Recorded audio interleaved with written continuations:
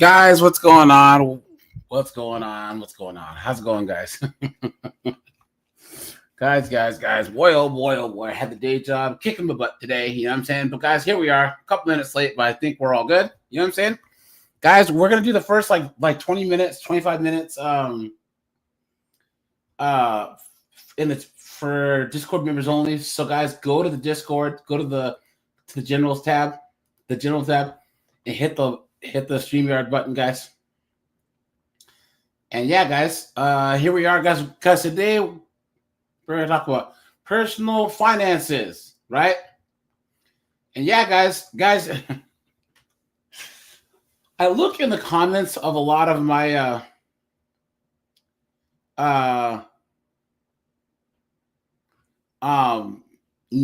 videos about money, and I realize a lot of you guys don't have debt. You know what I'm saying? Which is a good thing. Guys, there is good debt, but guys, you don't want to have student loan debt, credit card debt. You don't want to get in debt for some broad. You don't want to do it, man. You know what I'm saying? The 2000s guy, what's up, dude? Thomas Brown's here. Keyshawn's here. John Carlos here. Rajai's here. What's going on, my friend? What's going on? Good to see you, my friend, as usual. What is going on here?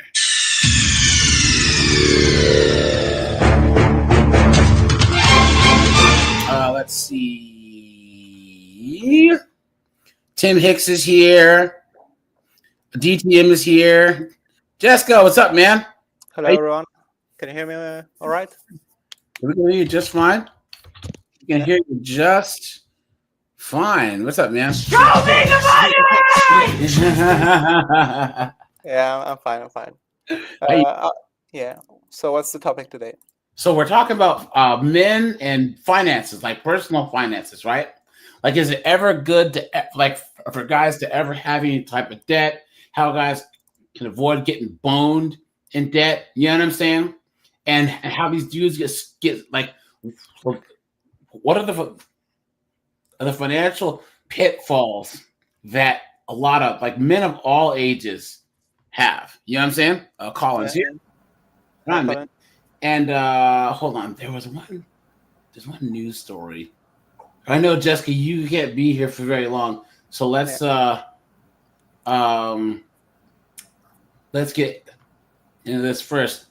But guys, you know things are bad now when you see these young guys doing the debt payoff journeys on TikTok, just like the girls. No, really? You know what I'm saying?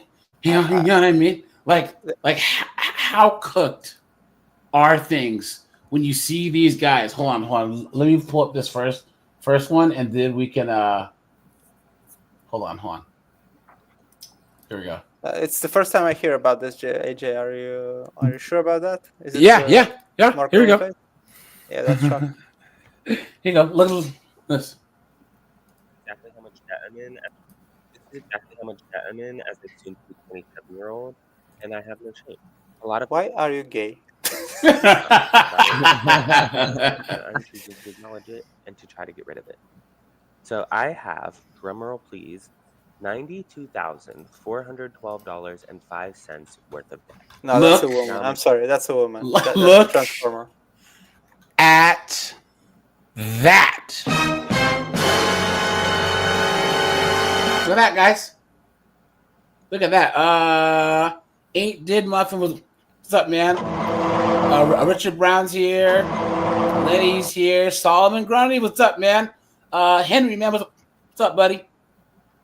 Hola. Yeah. So, guys, we'll watch this and then we'll kind of cook a little bit. You know what I'm saying? But here we go. A majority of this is private student loan debt, which is about $57,493.08, which is my main focus right now in my debt payoff journey. I'm speechless to $20,467.84 in public or government student loans, as well as $13,134.65 on a car loan. Good. And I have about $1,300 on my Chase Sapphire Preferred card, but that gets paid off every month, and I use it mostly for... Guys, anyone who wants to go to the Discord first, go in the general thread, and you'll see the actual StreamYard link. Click there. You know what I'm saying? This is not fair because this is not a real man. This Yeah, really. I am relieved. I am relieved because it is in fact a gay man. So it's just that I find it so like against everything that is masculine to go and share with the world such a shameful state. Because Yeah, as the a man, zest is strong you're with this one. you're supposed to be in a way free of all that. Otherwise, Yeah. it taints your family name and your honor. Yeah, If we go a that's little true. bit on the let's say philosophical. Yeah, but if you think all these zesty dudes and all these morons raised by single moms have a sense of honor and respecting a family name, No, they You've don't. been had. You've been took. You've been hoodwinked, bamboozled, led astray, run amok. you know what I mean? Come on, dude. Come on. First of all, not only for your self-esteem, it's horrible to have that, because it feels it makes you feel like shit. But also the fact that you should keep it to yourself until you just resolve the issue. Yeah, shame. And you'd be even more, let's say, proud of yourself to be debt free and to be like let's say a respectable man. Yeah, but well, just be a man, period. Yeah, You know what I'm but saying? to put it on TikTok for whose benefit? Yeah. What for? To get what? Pity? To get what? Attention? I mean, that's completely completely not in our books. As men, we're told to just bear the brunt of everything, and we have to stay strong and just to keep silent and steadfast. But this guy thinks with his piercing in his nose that he wants to share. He wants to tell everyone. He wants to tell everyone how many cents he owes for his degree, and of course, he didn't. As usual, they never mention in what field. So, can we all guess what it is? Is it quantum physics? No, it's not. Is it financial engineering? No, it's not. So, I mean. He's some type of like radiological tech, but it's not even like a real medical job. So you would think that $90K in debt, he would at least be a nurse or something where you can just grind for like 4 years and pay off all your student loans. But he's some radiology tech or whatever, where like they don't even make it sounds nice and a title, but he's not making a lot of money. You know what I'm saying? That's also one thing which that's pathetic. Which separates genders these days is that as men, we always think about the future, and we're able to maybe sacrifice now in hope of a better future. He said he has an anal inserting degree.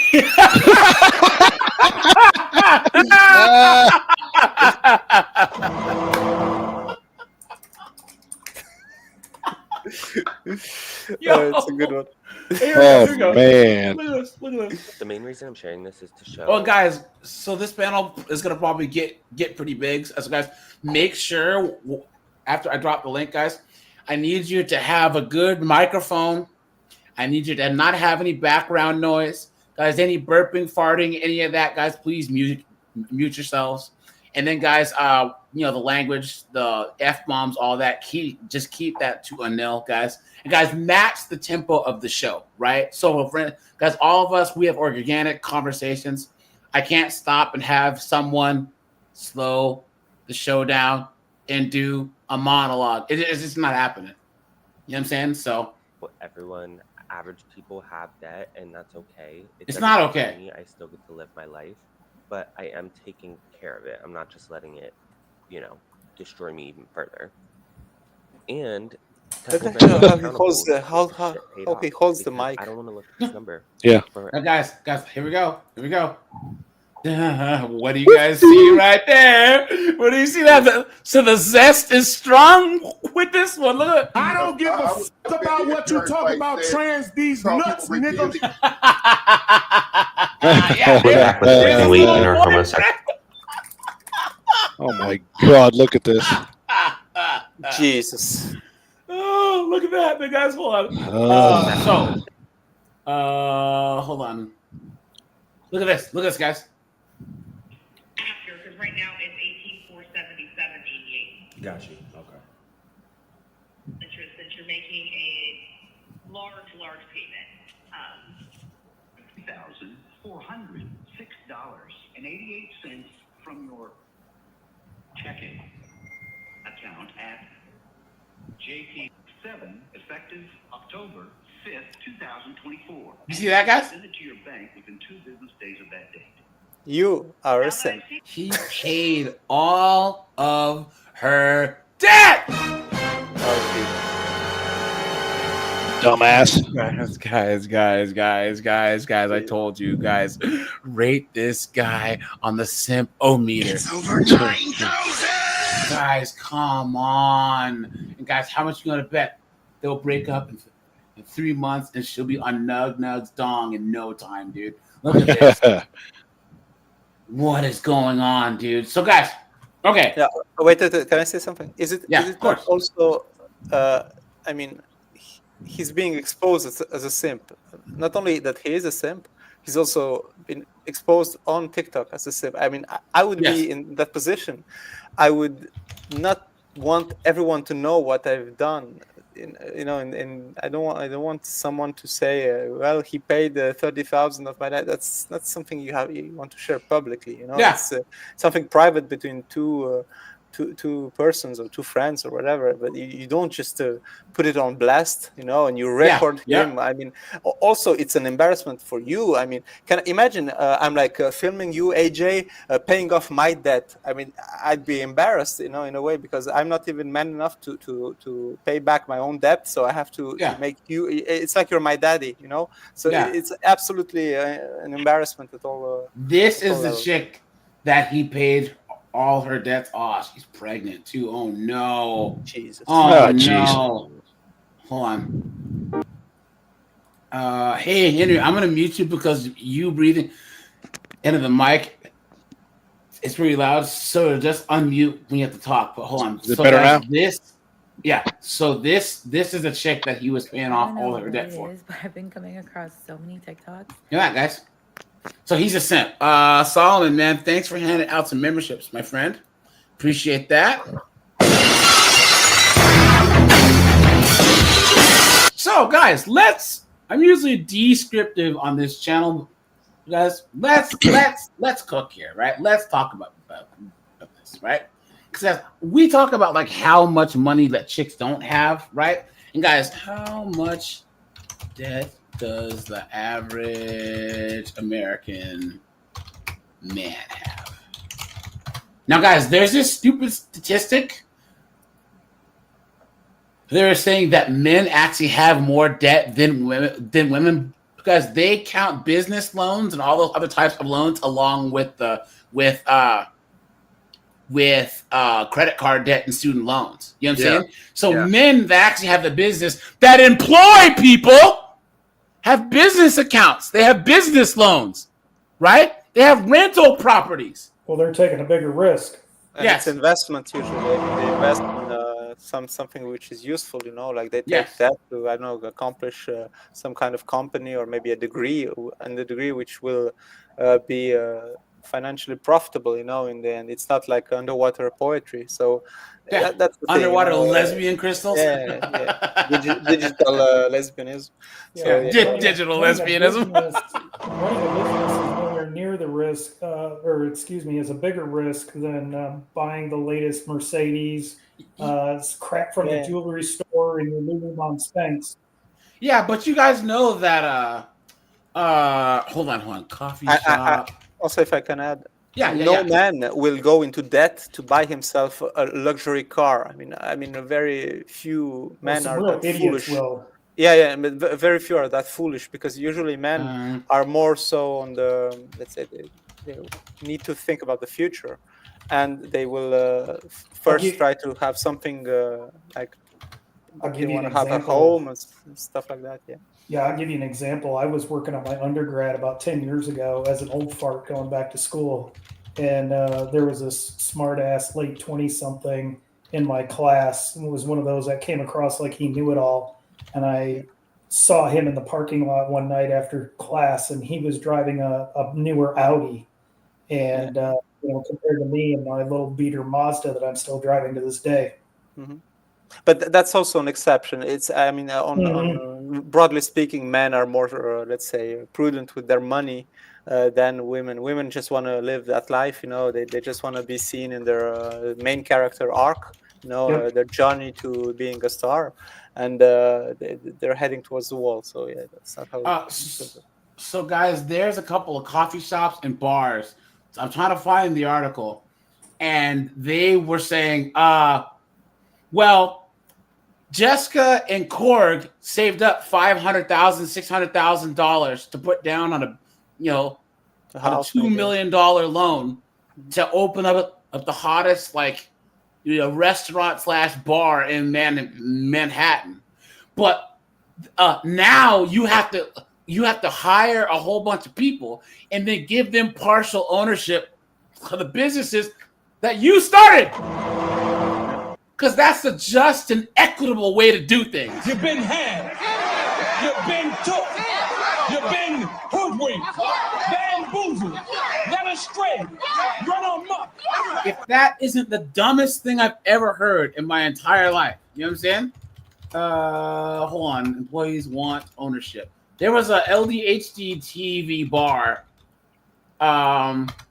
in Portland, Oregon, and they had to close because the workers had the balls to demand that they own part of the bar. The audacity. It's communist. Yeah, we think it's communism. They're completely insane. They don't understand risk.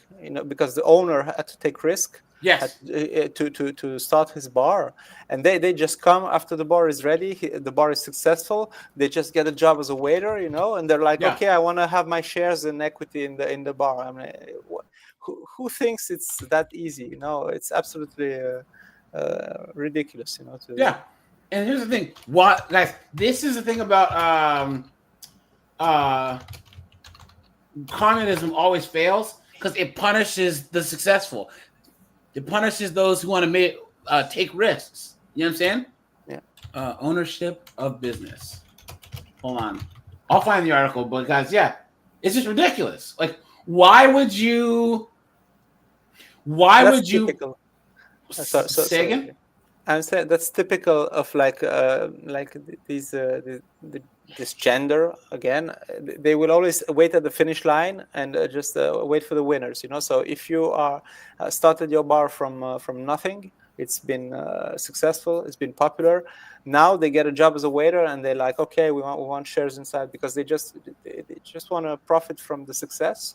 Without having incurred any risk, So that's true. It's modern mentality. If the business fails, they just leave, and then say Jessica and Cora are left. CH. You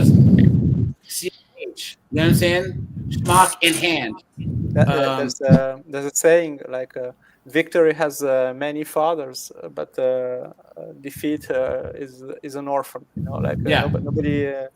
Nobody is responsible for defeat or failure, but however, victory, we're all in. We've all been. So here we go, guys. The average American has $105,000 in debt. The average mortgage balance is $200,000. The average student loan balance is $35,000. The average auto loan balance is $24,000. When was this? This is 2025. The average credit card balance is $6,700. Look at that, guys. But wait. Those, whenever I see those numbers, it always we have to take into account that they do not separate by gender. Who has what? Because let's face it. The women have $20,000 in credit card debt. Yeah. They will get loans and they will waste money on material like short-sighted items, okay? Whereas men would invest in something which is either useful, like a car or a house or, I don't know, a degree, in something which is really in demand, or maybe a company, So it's always hidden that maybe in the mortgage only men have mortgages. And but they still say also that more women own homes than men, and that's because men don't buy homes until we're ready to put a family in it. Yeah, and then when the women buy it, they're shocked that they have to maintain the damn thing. Yes, but a 28-year-old man is not going to buy a house to sit in by himself. It's not a flex. Men don't have to flex and say, I have a house. Or here's the thing, guys, Jessica, in Switzerland, do they count condos? And I don't know if you have townhomes there. Do you have townhomes there? Like townhouses? Where it's connected homes? Do they count those the same as single family homes? I don't know, to be honest. Okay. But just to say, well, you mentioned that the women own most of the houses. Usually, women just get them in divorces. Okay? Yes, facts. They're not the ones. In a way, they just rob the man of their home through divorce, and they say they get the house, but as someone mentioned, they can't. They're not even able to pay the mortgage, so they get foreclosed on, and also usually it's just or they take an outrageous loan, but they have no way to pay it. They have no family, no husband to maintain it. Yep. So either way, it's a doomed end, for them. Yep. They still need to collect. Yeah. I was down in Bremerton back in the early 90s. God, why? we went into dry dock. Okay, you're in the Navy. All right, okay. Right. So I was 22, and people knew that I was socking away money for the future. And that is when, so we were going to be up there for, however long dry dock was going to be, but I was going to be transferring duty stations. I had people in my chain of command telling me at 22, you need to buy a house. And I said, what the hell for? Oh, it's an investment. I said, I'm going to be transferring in a couple of years. Yeah. And I know I'm not going to make that much money in selling the house. Well, that's easy. Then comes the next idiotic statement that people have been doing for the last 25 years. Just become a landlord. And I knew even then that was going to be impossible. Yeah. But that's the in other words, you were thinking. You've been had. Yeah. You've been took. You've been hoodwinked. Bamboozled. Led astray. Run amok. So if a single guy wants to buy a house, you don't buy a 3-bedroom with 2 bathrooms, blah, blah, blah, blah, blah. A single guy is just nice and content, getting a little flat or something like room, that. That's fine. Yeah, exactly. It has to have a purpose, because if your purpose is to spare money and to have some savings, you don't need a 3-bedroom house. You need a 3-bedroom house if you have a huge family that you need to provide for. But women they do the other way around. They first get the house. They have no husband. They have no children. They get a 3-bedroom house by themselves, and then they hit the wall, and they're like. But not just that, though, Jessica.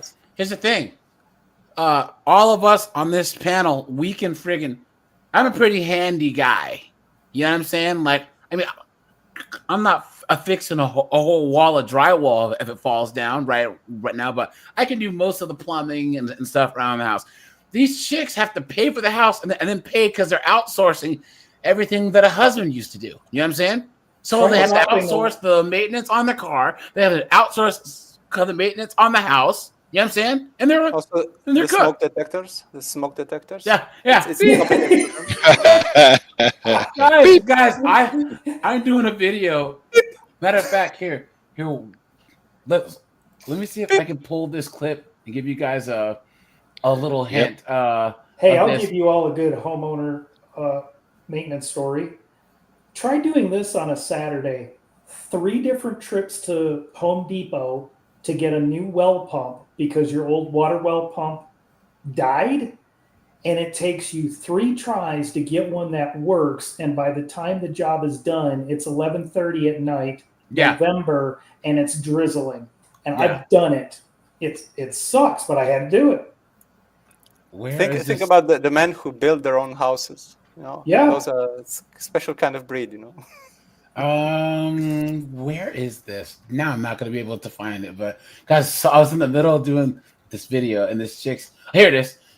A little bit of a pit stop, guys. A little bit of break. Let's go out to the lobby and get ourselves some snacks, right? Guys, watch this. Wait for it.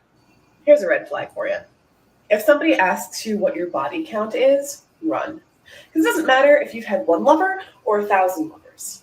It doesn't. Just asking that question is a huge red flag, because if that person is going to hold you and judge you for your past, then they do not deserve to be with you when you flourish in your future. Beep. Sure, lady. Sure. Did anybody see she's got the flags on her wrist? Let's go, guys! I Flourish. swear I didn't add that sound in there. Hey, she's got the flags on her wrist. Look at this, guys! Look here. If that person is going to hold you and judge you for your past, then they do not deserve to be with you when you flourish in your future. The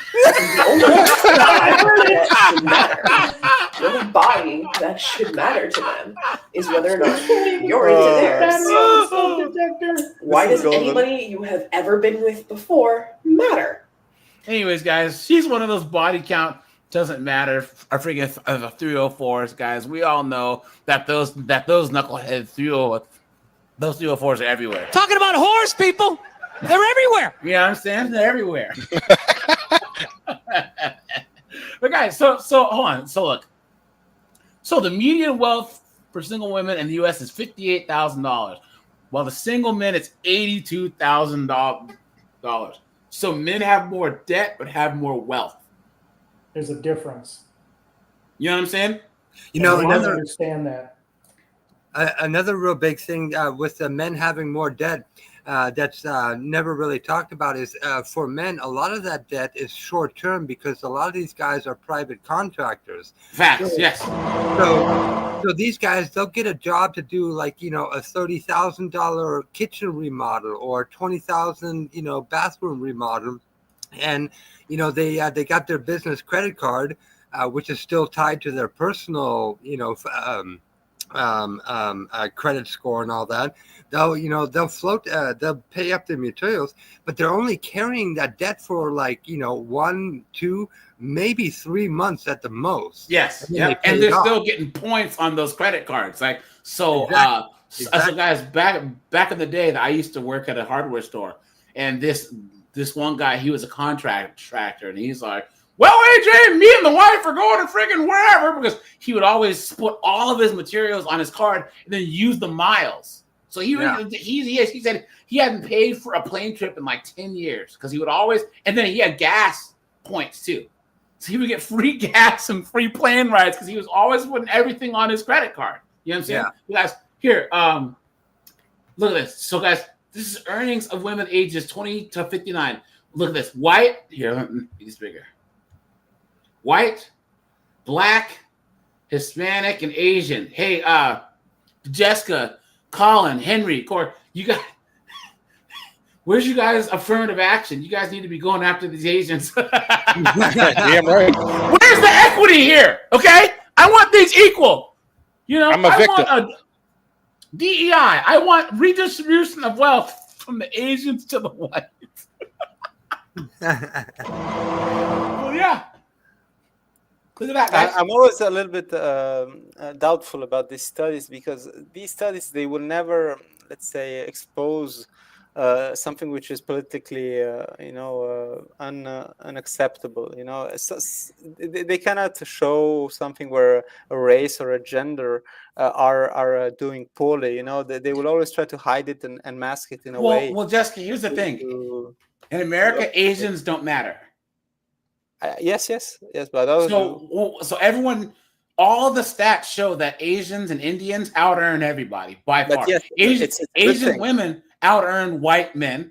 Mm-hmm. Indians, the average Indian's household, even if it's one person, is 6 figures, right? But here's the thing, guys. You guys remember the whole Stop Asian Hate thing? You guys remember that? Yeah. Hey, Colin, Henry, Corey, why didn't the Stop Asian Hate thing kick off? Why didn't that take off? Because they found out who was doing it. Thank you very much. And guys, in the chat, who was beating the crap out of Asian people, right? Your boys. That people who look just like me. Nug. I'm telling you, every single time that these people ran up in the Asian store. Can I... You know what I'm saying? But during the Rodney King riots, they should show their medal. Oh yeah. The Koreans during the Rodney King riots, they weren't playing, man. They had boarded up their windows, and they had this friggin' Daewoo. Was it 1580s? The those 30-odd right. And they had AKs just like everybody else. Yeah, they were not playing. They said if you come near our store, we're gonna make you wish you were never born, man. Can I add another example? Like when there's a school, I don't know if you can say the word, but an incident, okay? Yeah. If the perpetrator is not a white man, it's gonna be a very less publicized, like if it's a But if it's a white man, it's like the standard hate target. So yeah, of course it's gonna be like on all the news. And I remember like a reporter saying like, there was a school event which happened. Yeah, a lot of people were unalived, and then the report said, well, at least we know it's not a white man, because we would have heard by. The first report would have showed his name, absolutely. Exactly. You'll see, social, everything, and that's totally his true, whole guys. manifesto. Yeah, exactly. Sure. It's already published and translated. That the person's female or transformer or any of that. We can't seem to get our hands on the manifesto. Mental issues. Yeah, like that transformer in Tennessee. Yeah. And of course, unlike the white guys, this one has. And I'm just trying to tell you that I have mental health issues. I'm extremely distraught. I feel like my whole life is ending. Clown world. You know what I'm saying? Absolutely insane. Now, guys, I had student loans, but they're all paid off. You know what I'm saying? And guys, I don't have any credit card debt, so I just have a mortgage. My car payment, been paid off. And guys, I look at you guys' comments, and a lot of you guys are in the same boat. Guys, I think that most men, you have these simps that care about name brands, but guys, you can have a couple-year-old car, have a decent place. But what's the point in trying to quote unquote flex or have all this nice stuff that you're in debt for? It makes no sense. Guys, I need you to put a 1 if you agree in the chat that you save so much more money when you're single. That's obvious. Facts. But yes, sorry. Aside from that, you mentioned brands and like watches. These are items that you buy because you are able to afford them, and it's not something which you go in debt for. It's absolutely goes against the importance of the item. Like if you buy yourself an $100,000 watch, it's because you are wealthy enough to be able to afford it without having any problems financial with it. It would be absolutely absurd to buy like a car or something and go in depth for it, so especially a luxury one, same for clothes and stuff like that. Look at this beautiful man over gorgeous. Look at it. Beautiful. Handsome. Look at this thing, stressed out millennial. Oh, my poor. Look at that, guys. Zoe is strong. Look at that. Beta male. Come on, dude. Hey, nice. My name is Manny, and I have credit card debt, and I'm just on a walk during lunchtime. And I have been thinking about this for a while, and I think a lot of them are just trying to use TikTok to pay off their debt. Of course. You know what I'm saying? Instead of getting an actual job. Some people are really fucking stupid. Decided to finally share with everyone. Please I know I say I have debt, but what my credit card debt looks like. Jesus. People have asked how I got into debt, all those things, but I've never shared the amount because I'm low-key scared to. But I follow another person here who she has been very transparently sharing that number, and that's really helpful. Yeah. Well, he probably goes by she too at this rate. He told me, I don't believe in accountability. I don't want to look at the number. You suck it up. Yeah. Grab yourself by the beanbag and be a man. Yeah. You assume he has one. You know why this happens.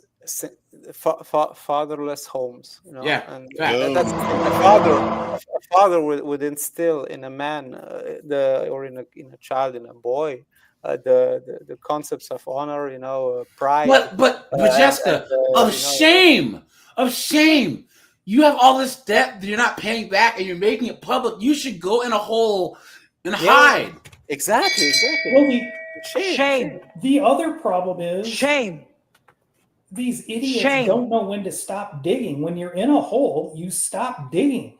They don't even know that it's embarrassing. They have no concepts of shame. That's a concept only a man, only a father could tell you. Please, just respect yourself. Usually, like if you only have your mother, she will not be so let's say focused on giving you masculine virtues. So that's only the consequence of modern women. So I'm gonna do a quick concept here, AJ, and then we'll go back into this guy. I want everybody to think about this one thing that I don't think anybody takes into consideration. That is, when you take on debt today, you are stealing from your future self. Yeah. That's good. Nobody, and that's what's always, way back when you need to buy a house.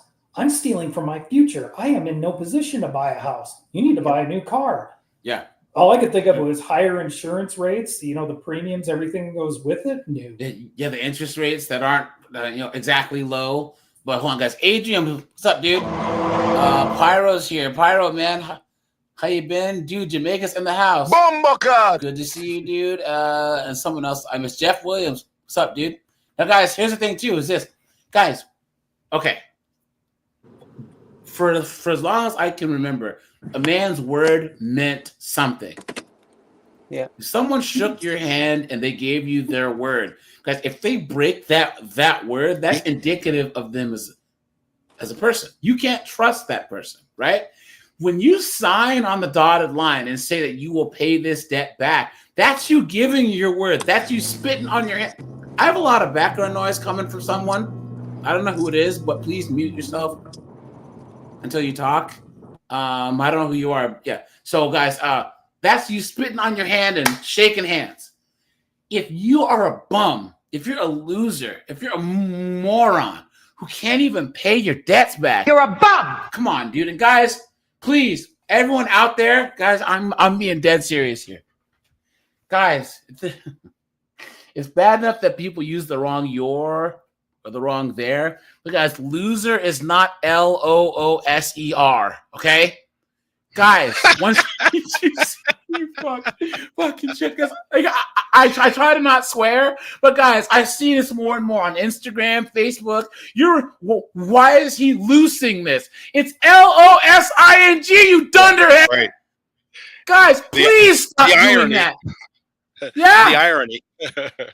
Come on, loosing. Loose. What are you? Oh my God. People have just gotten so much dumber. It really, really, really is frightening how, like, I use the term all the time, arrogantly ignorant that people are. Arrogantly ignorant now, So comments below. But I'm going to share with you. So get to the point. It's been 41 seconds. Jesus Christ. I will find the exact number after. It's in my car. Is he on a journey? But I have just over $26,000 in credit card. I have a question. And I'll bet you it's at 13%. Yeah. Can I ask a question? Can we bring back bullying, please? Yeah. Oh, yeah. Amen. We need shame. We need to call people losers because that way they understand that it's wrong and it's for their own good. That they need to pick themselves up and become useful members of society, both men and women. And these kind of guys, when they want to share, what they want is acceptance because they know it's horrible, but they just want to be in a way coddled and reassured. But not everything has to be.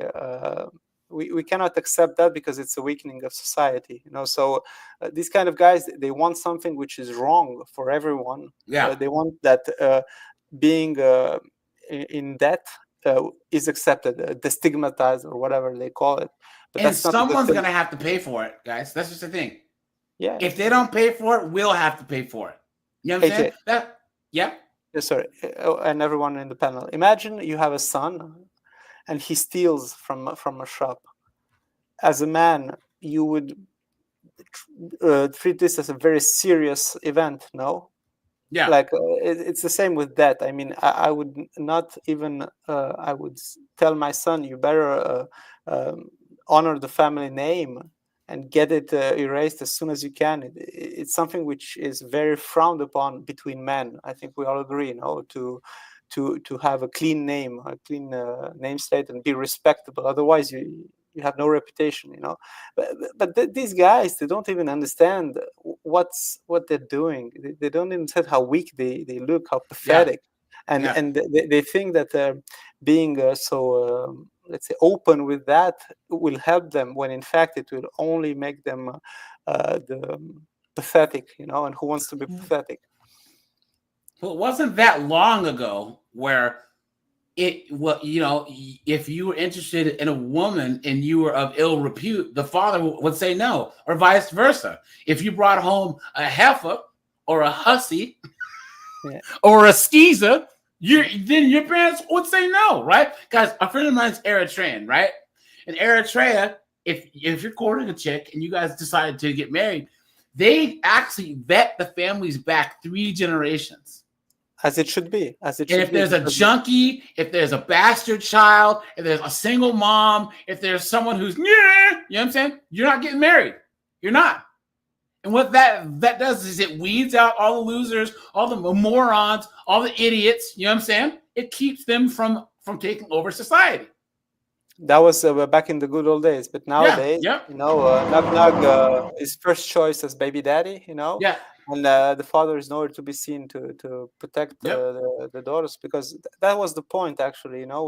When fathers had their say in the husband of their daughter, it was for their own good, because in the same way that the mom had some say in who her son married, because women see things in women that oftentimes men don't see, and then men see things in men.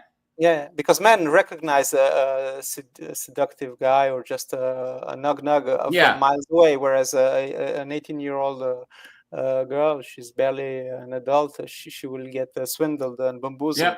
And end up with some bastard kid with a Pokemon running around, from various sources and variety of things. Look at this guy. He's gonna cry. He's gonna cry, guys. He's gonna cry. On. Oof. This was a humbling experience. I can't believe I've never done this before. Oh, this is as the much chick. as I have $314,000. I've never what? followed up. I don't know if it was the She anxiety didn't go to medical related school. to having to face what I've actually spent money on. I'm not sure, but I've recently started a journey to pay off my debt at an accelerated rate. I'm extremely serious I think this includes her mortgage, though. Hustling homeowner. Look, guys, you don't see a husband there, do you? So, look at the variety of pictures and videos. But it's all her face. How self-absorbed. Look at this. Oh my God. That's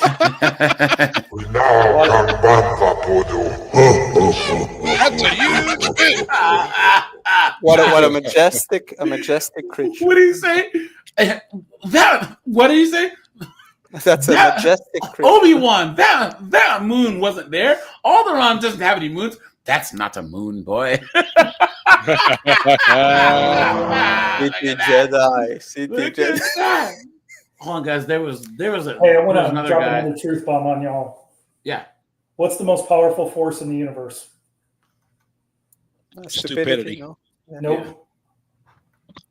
What is it? Compound interest. Yeah. Fast. Yeah. You guys need to learn how to leverage compound interest. Yeah, that's true. That's true. I have something to add to that. All you young guys, hold on a second. All you young guys, you may not think you can save for the future. I'm telling you, when I was in my early 20s, I had close to 50 grand saved up in an IRA, and I wasn't making very much at all because that was in the early 90s in the military. So it is possible, and don't listen to people who say you can't do it. Yeah, that's true. Make a plan. Right, time is your friend, but make a plan and don't share it with people. Yeah, that's true. Yep. And guys, don't. Well, the surprising thing is that too many people don't understand that these tools are available to them. due to the education system as well as their parents. Oh yeah, I envy the young kids because there is so much good information out there on the internet compared to when I was growing up. And ways to make money too. You know what I'm And saying? it's free. Far easier to invest nowadays. Yeah. Yeah. And like AJ said in the last video about what kind of car to get, definitely get a Grand Marquis, one of those, because like he said, it's like driving a recliner down the interstate, and plus people think you're a cop, so you can tie up traffic at 55 because ain't nobody gonna pass you. The most reliable damn machine you'll ever get, or the old Buicks or the old Toyotas. You think you can't work on cars? Don't listen to people these days that say, well, you can't work on cars anymore. BS. Yeah. And also, like guys, a Buick Regal. Buick Regals are freaking awesome cars. Yeah, they're not lavish. All the old people cars. Damn right. Get them for cheap too. Hold on. And then buy one some grandma had. It has 50K miles on it. Never driven it on Sunday. But when you're a single guy and you get your first apartment or you get yourself a small house or something like that, don't go to Best Buy. Don't go to these furniture stores and rack up debt. Go hit up estate sales. Yeah. Yep. You can guys, get here's the thing. Wait a minute. For cheap. Guys, go to the Value Village in the richest part of town. Yep. Guys, you can get so much cool stuff. Clothes, used stuff. You know what I'm saying? It's crazy. Like some nice stuff that's barely even used. You can absolutely. Yard sales are your best friend in the rich neighborhoods. Yep. Dude, some of these wealthy neighborhoods, they're getting rid of, I'm talking $5,000 couches, and they're just like, take it. Yes. Just take it. Just get rid of it. And it looks brand new. You're like, what's wrong with this thing? Can I say something? They just want what's in a new style, but consignment stores. I've bought some really hellaciously nice furniture from consignment stores, and it's the ones that are near the frou-frou areas. Yeah. Can I add something on this topic? I think I agree with everything you said, guys, but also it's important to have things that are new for you, because it makes you feel like you're not some second-class citizen, because if you always wear secondhand stuff, secondhand cars, secondhand watches, clothes, at some point you have to respect yourself in a way. So Jessica, I agree, but here's the thing: is this the beautiful thing about my guys? Hold on. So my parents we went from being poor to being like upper middle class. My dad's a doctor, my mom's occupational therapist. When we grew up, we were poor. There was 5 of us living in a 2-bedroom apartment with roaches in it. But when my parents started to make money, they kept their regular taste. They never had champagne taste, right?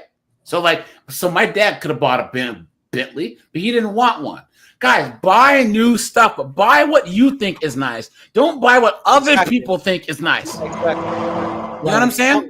Don't spend all your life wearing second-hand clothes. That's not the point. The point is to go from rags to riches, but maybe not as far as you go. But at some point, you have to, in a way, savor and enjoy the best things in life also. So you have to find a balance between but even when you buy new clothes, keep it reasonable. Don't buy these freaking $500 jeans like these chicks do and stuff like that. All right, then on the panel, guys, how often do you actually go shopping for clothes for yourself? Rarely. In the last 2 years, we'll go Jessica, Colin, Henry, Korg, Mark, John Carlo. In the last 2 years, how often have you been to the store to buy clothes? I'd say I don't rarely. Know, 5 times. Guys, in order. So Jessica, Colin, Henry, Korg, Mark, and John Carlo. I'd say less than 10. Let's say in 3 years. Yeah. Okay. Colin. A couple months ago, I ordered a couple of pairs of slippers from Amazon, but everything else I'm wearing right now is more than 10 years old. Yeah. Yeah, 2 or 3 times. I'm sorry, Henry.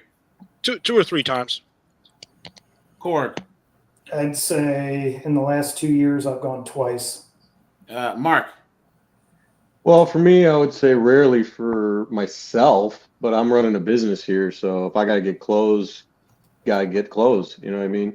Yeah. So, well, as far as going to the Gap or Old Navy or Aeropostale, you don't go often, right? Oh hell no. Dude, it's a waste of money. It's a waste of money, man. Ross all day long, thrift shops.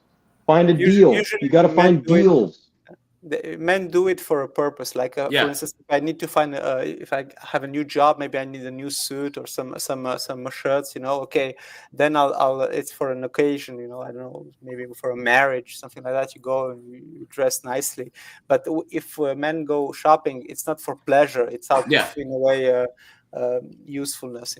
We need that for some specific goal. Yeah. I think that the last time I actually went and bought clothes, man, I'd probably go like once a year, maybe, to buy, buy like a different sweater. Yeah, it's just maintenance items. But a lot of the stuff that I bought, that I have, is stuff, that's still clean. It still looks good. 10 years old. You know what I'm saying? 10, 15 years old. Because I have newer stuff, right? But like, once again, it's all based on like, am I going somewhere cold? I guess I moved in the South, so it's warmer now. So I have to break out the t-shirts now. Most of my t-shirts are actually pretty old. You know what I'm saying? Like, they're actually pretty old because they're in good condition still. Or like jeans. So one of the things that my dad did when I was young that I didn't get until I got older, he would find stuff that he liked and he would buy like 2 or 3 in every color. So like he would find a pair of jeans he liked and then buy like three pair in each, like buy 3, like 1 in each color. Or he'll find like some Nikes that are comfortable and buy like 3 pair, like 1 in each color. Wise man. I've done. So I'm like, I have these, or I have these, because once you find those ones you like, you don't want to have them wear out and then you're trying to struggle to find them again. You know what I'm saying? So I don't really shop much either. And this is the thing, guys. Women make shopping into a hobby and a whole day. They'll go out shopping. They will leave the house at like 9 a.m. on a Saturday and be out until like 9 o'clock at night shopping. But AJ, that's because 3 or 4. There 3 or 4 is their only 2 hobbies is shopping with a man's money and getting piped down by Chad and Tyrone. Shopping and shoplifting. It's just they need to cope for the void in their lives, but because they have no husband or children, so they have to just that is the purpose of let's say the goal of a woman is just to raise her own family in a home. She must find a husband to transform a house into a home for her family. They don't get that because they've been brainwashed by modern agendas, and then that's how it's being in a way exposed to the world, is that they spend their time on TikToks, owning cats and going shopping for useless items that never makes them happy. So, and this is how that it's capped. All these middle-aged chicks, all these 42-year-olds, 45-year-olds, they're the ones always traveling and going to wine, whatever, because they're filling this relationship-sized hole in their soul with crap, and it doesn't work. See, guys can be okay with our accomplishments, our money, our possessions. You know what I'm saying? But chicks, that's just not how they're wired, and they never figure it out until it's too late. For a man, like, if we're doing some good work, we're successful, we've had a good month, we've had a good year, once a month we'll go out, have a nice steak dinner, just relax, enjoy, because why not? Treat yourself. But we also treat other people, though, guys. Once again, men are inherently selfless and women are inherently selfish, guys. Put a 1 if you agree, right? Because, guys, if you were to give Jessica a job making $700,000 a year, that little voice in the back of his head would be like, "Man, I could buy a nice house and have a family." If you give a woman $700,000 a year, 300,000, she's like, "I'm going to go to the Maldives and get piped by some tennis instructor. I'm going to get a friggin' Range Rover." When men win, everyone wins, and when women win, women win. Insane, guys. One thing we haven't talked about, Colin, you're near Seattle. Does anyone else here live in a big city? You don't have to say which one, but do you live near a big city? Yeah. You can say where, but I live You don't have to say near, where you. I live near two big cities. Which ones? Well, it depends. I mean, because Dallas is 200 miles to the south. Okay. Hey, Dallas. Yeah. And then anyone else? Okay. So guys, you ever notice these chicks always want to move to the big city? They always want to move to New York. Yeah. Yeah, you can thank Hollywood for that. That is one of the biggest woman things right there. That is one of the biggest differences, but that's between men and women. Why? Men want to move out to the suburbs, out to the country, and be left the hell alone. AJ, you know why? They want more. They want better. They want more. It's never enough. They're never content. They want everything at the same time. They cannot choose. They want both. You know, that's how they act. They want to have their like 10 years of being a town bicycle, and then find an alpha male who would save them from their when they're 35. No, they absolutely live in such a foolish distant world that it's just tragic. It's tragic. But it's the ultimate dating strategy. They want to get piped down by friggin' Gavin. I mean, by Chad and Tyrone, and even have his baby, and then Poindexter, I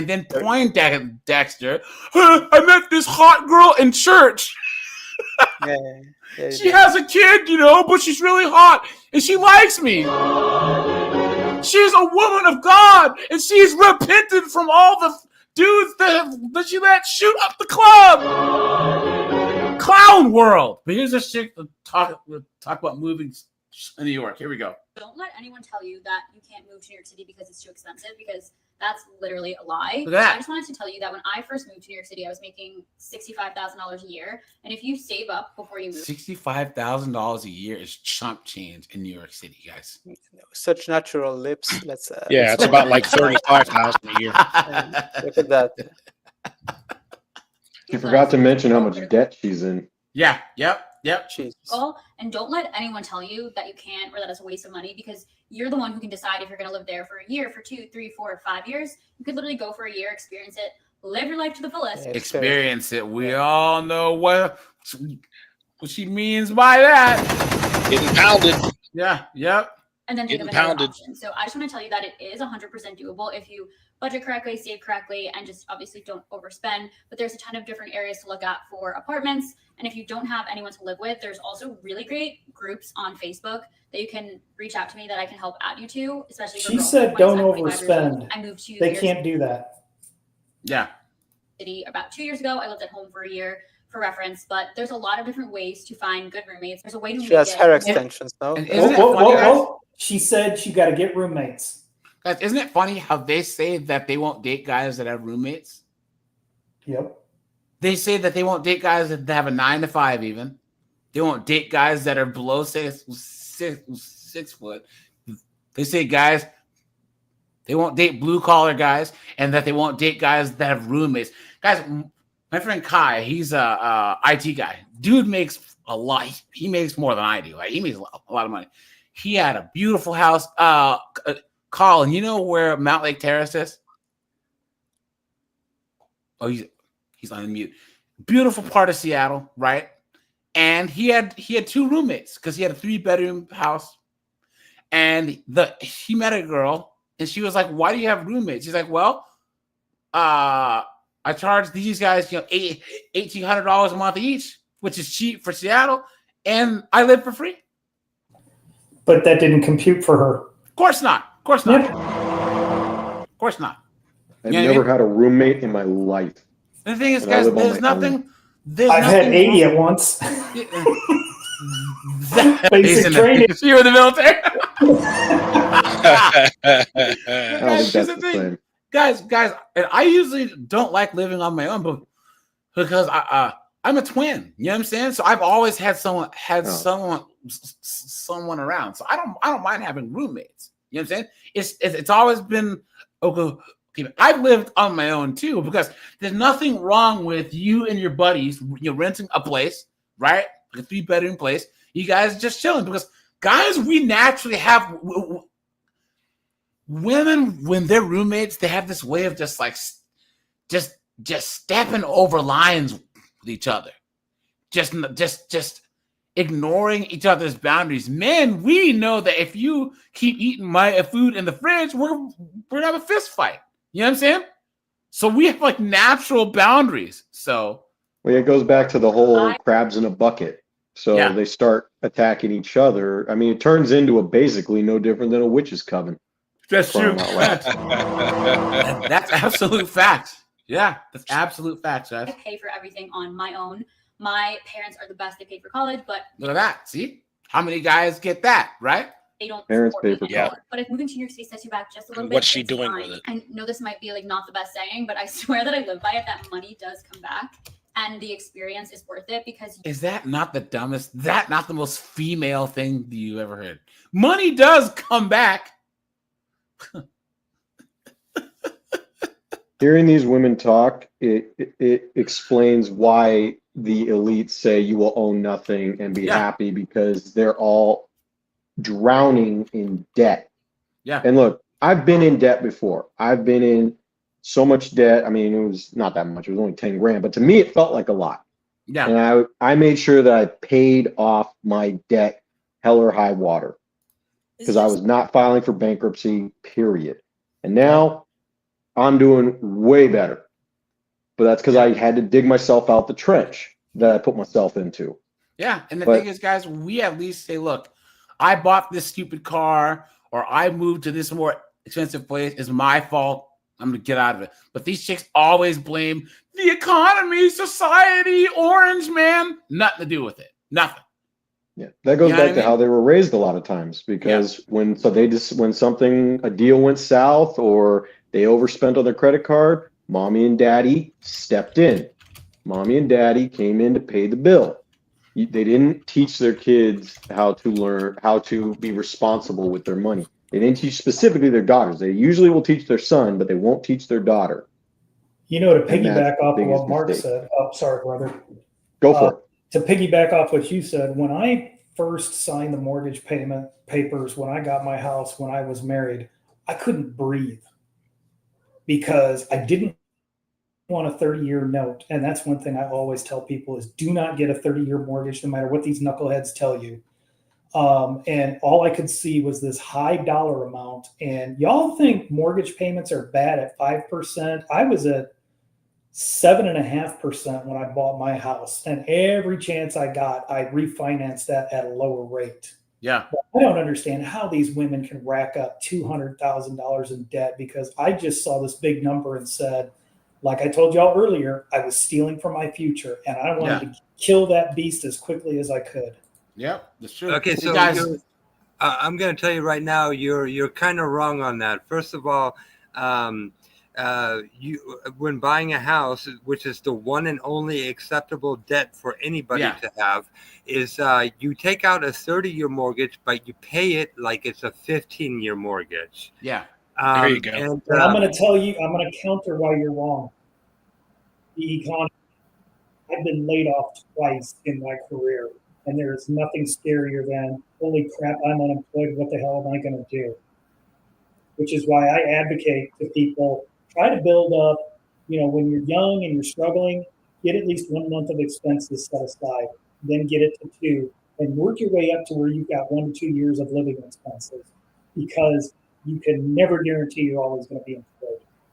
Right, but the idea behind getting a 30-year mortgage and paying it like it's a 15, if you do come on a hard time, it can give you a couple months worth of window where, let's say, your 30-year mortgage has a payment of, let's say, $2,000, but you pay $4,000 every month, and then you come on a hard time where you're unemployed for 1, 2, 3, maybe even 6 months.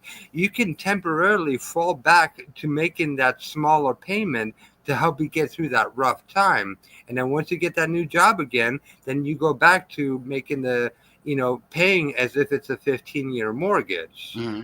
It's a strategy, but it's not one that I would prefer and that I would recommend. The most I would say is go 20-year, but I would try to get that ratcheted down as quickly as possible. Gentlemen, I think there's 2 different ways of looking at it. I think both strategies are legitimate, but it kind of depends on your industry that you're in. Yeah. And it depends on your prospects for wealth in the future. So It's not that either strategy is right or wrong. It's just there's two different ways to skin the same chicken. You know, Right. it just comes down to do the math. your specific situation, and do the math. Don't forget the math. And the thing that You got to do the math. There's different interest rates for different loan periods. The thing that was killing me also was an unhelpful spouse. Yeah. Well, what a segue, right? Right, guys? Guys, here we go. Look at this. Because, guys, a lot of guys are completely ruined after divorce. And guys, here's the thing, too. People wonder why a lot of guys eat a lead lunch after divorce. Guys, it's not seeing their kids. It's not that they're depressed because their wife left. It's because a guy, he will do the right thing, marry some broad. And guys, because one of the very first videos I ever did, I got pushed back for, was don't do the right thing. You know what I'm saying? Guys, if some chick says the baby's yours, guys, don't believe her. Get the DNA test, right? And if the baby even is yours, guys, all you owe her is direct deposit. Straight up, dude. You know what I'm saying? No one can force you to be a parent. Count this as a line item. You know what I'm saying? That's it. Because, and there was people in my comments of the video. Oh man, who's this guy? You're irresponsible. Dude, no one's gonna make me a parent against my will. Do the right thing and marry some broad who's so she already tricked you and bamboozled you, right? And now you owe her money, right? But now you want to tie yourself to her legally through marriage? Talking about horse people? Come on, dude. Why? Oh man, you're not gonna man up? No. Let's look. So financially ruined after divorce. Guy says, and I don't know. That was Korg who said that they got divorced.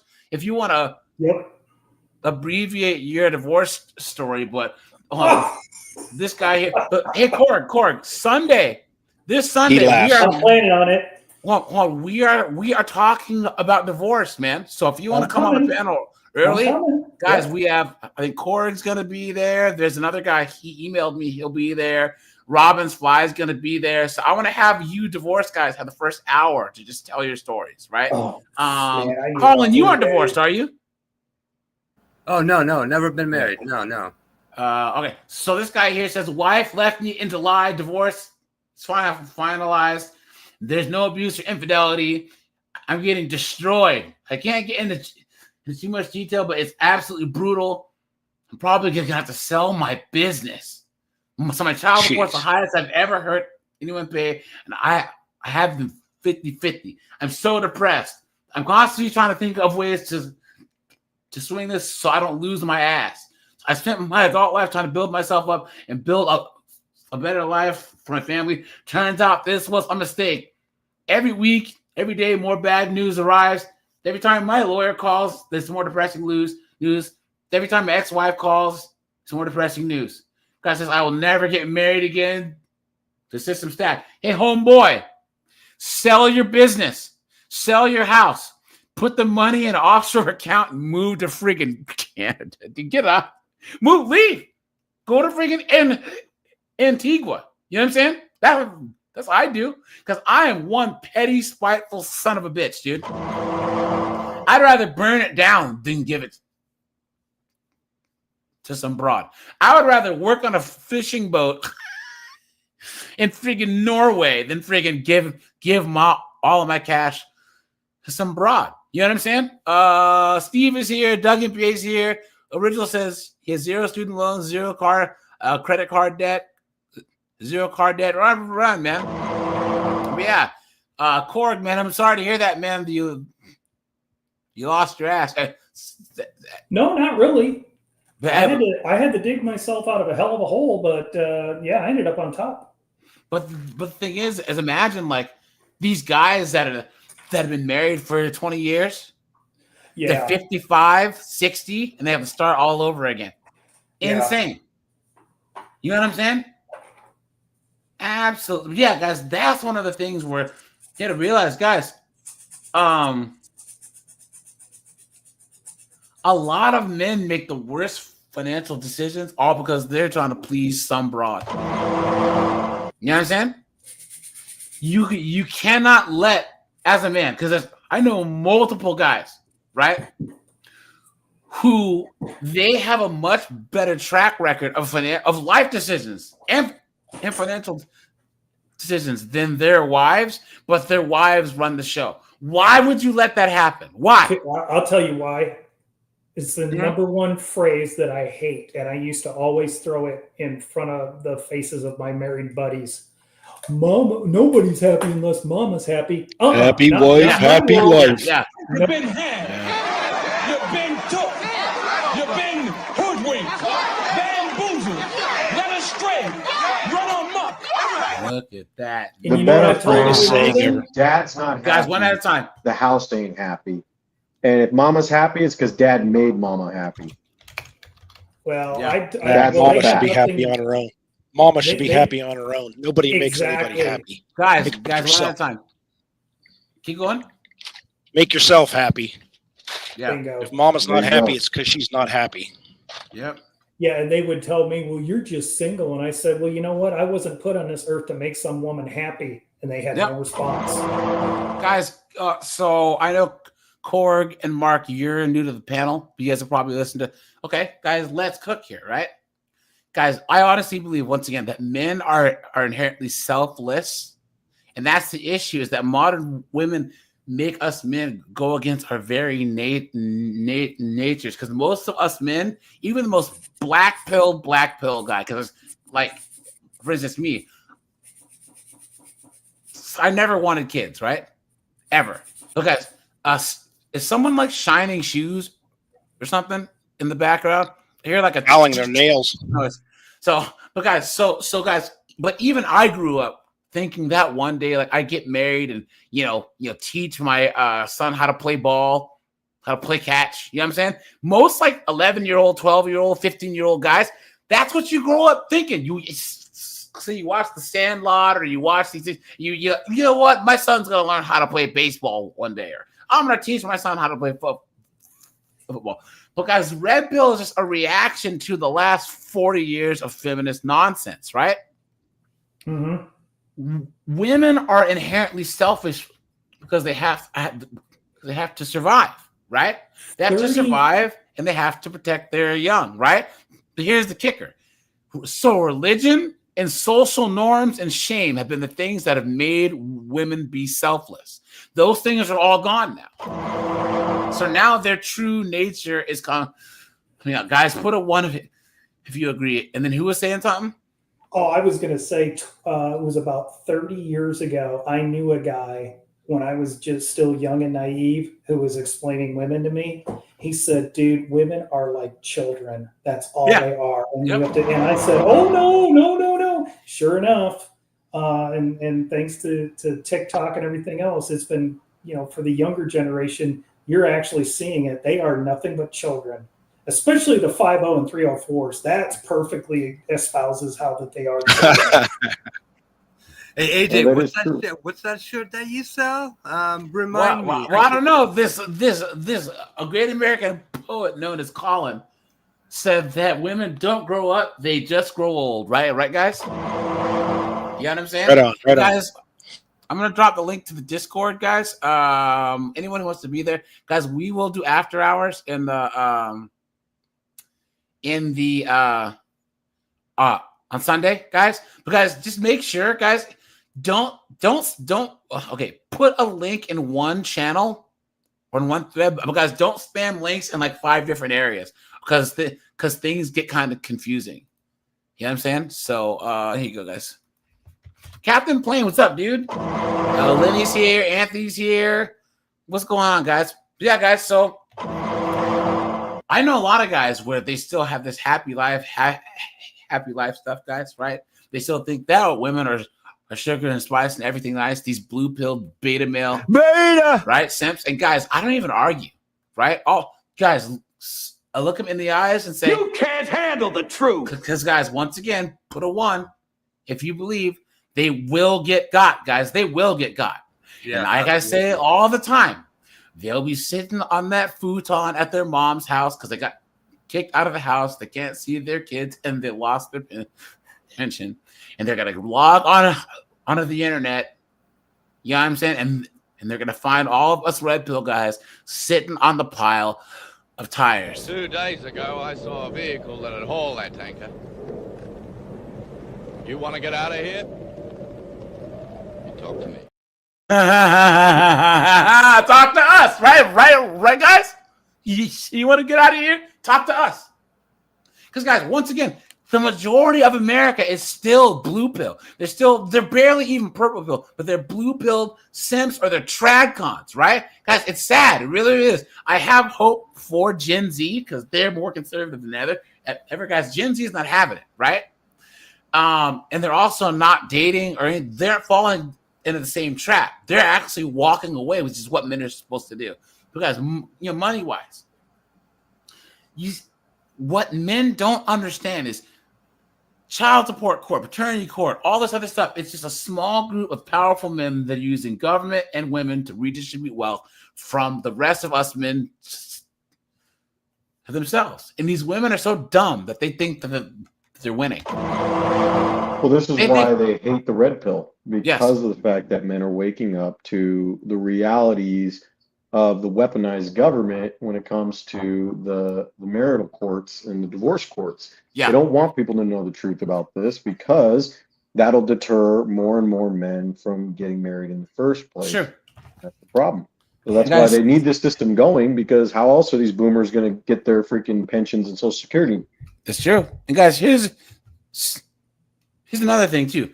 Guys, government is not an actual thing, right? You can't point to the government. Government itself is a set of ideas, right? It's a social construct, right? So like government is also a tool, just like a hammer. I can use a hammer to build a house, or I can cave someone's skull in. You know what I'm saying? It's who's using it.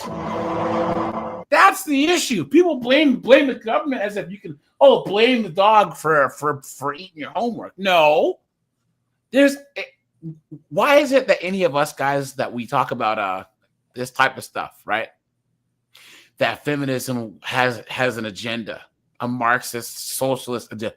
All of a sudden they say we have 10 hats on and that we're all crazy. It's not, guys. 2 + 2 is 4. 2 + 2 is 4. In 1955, the average American spent a lot less money, had a lot less debt, had more children, was living an actual better life. Yeah, they were happier back then. Either. Exactly. And then women say so we couldn't have bank accounts and credit cards. Well, now you have bank accounts and credit cards. And all you have is debt, you morons. You stupid woman. Why are they so stupid?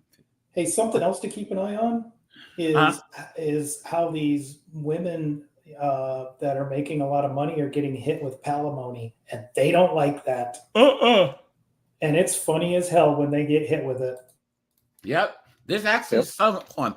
Women paying. You're thinking about Halle Berry. Halle Berry's paying, I think, what, like $5 million a month in alimony to her baby daddy. Women reaching new heights on the corporate ladder, making more money sometimes than even their spouse. They're also finding they're having to take added responsibility when their marriage goes south. More and more women are paying their former husband's alimony and child support than ever before. Eyewitness News reporter Darla Miles has more. A girlfriend of mine made my dress.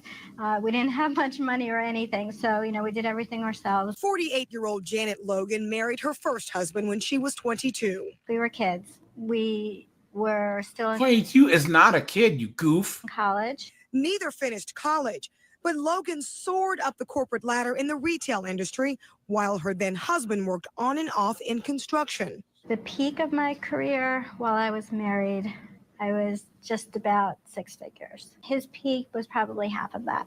So when she decided to get a divorce after 19 years of marriage, she was slapped with $1,500 a month alimony payment.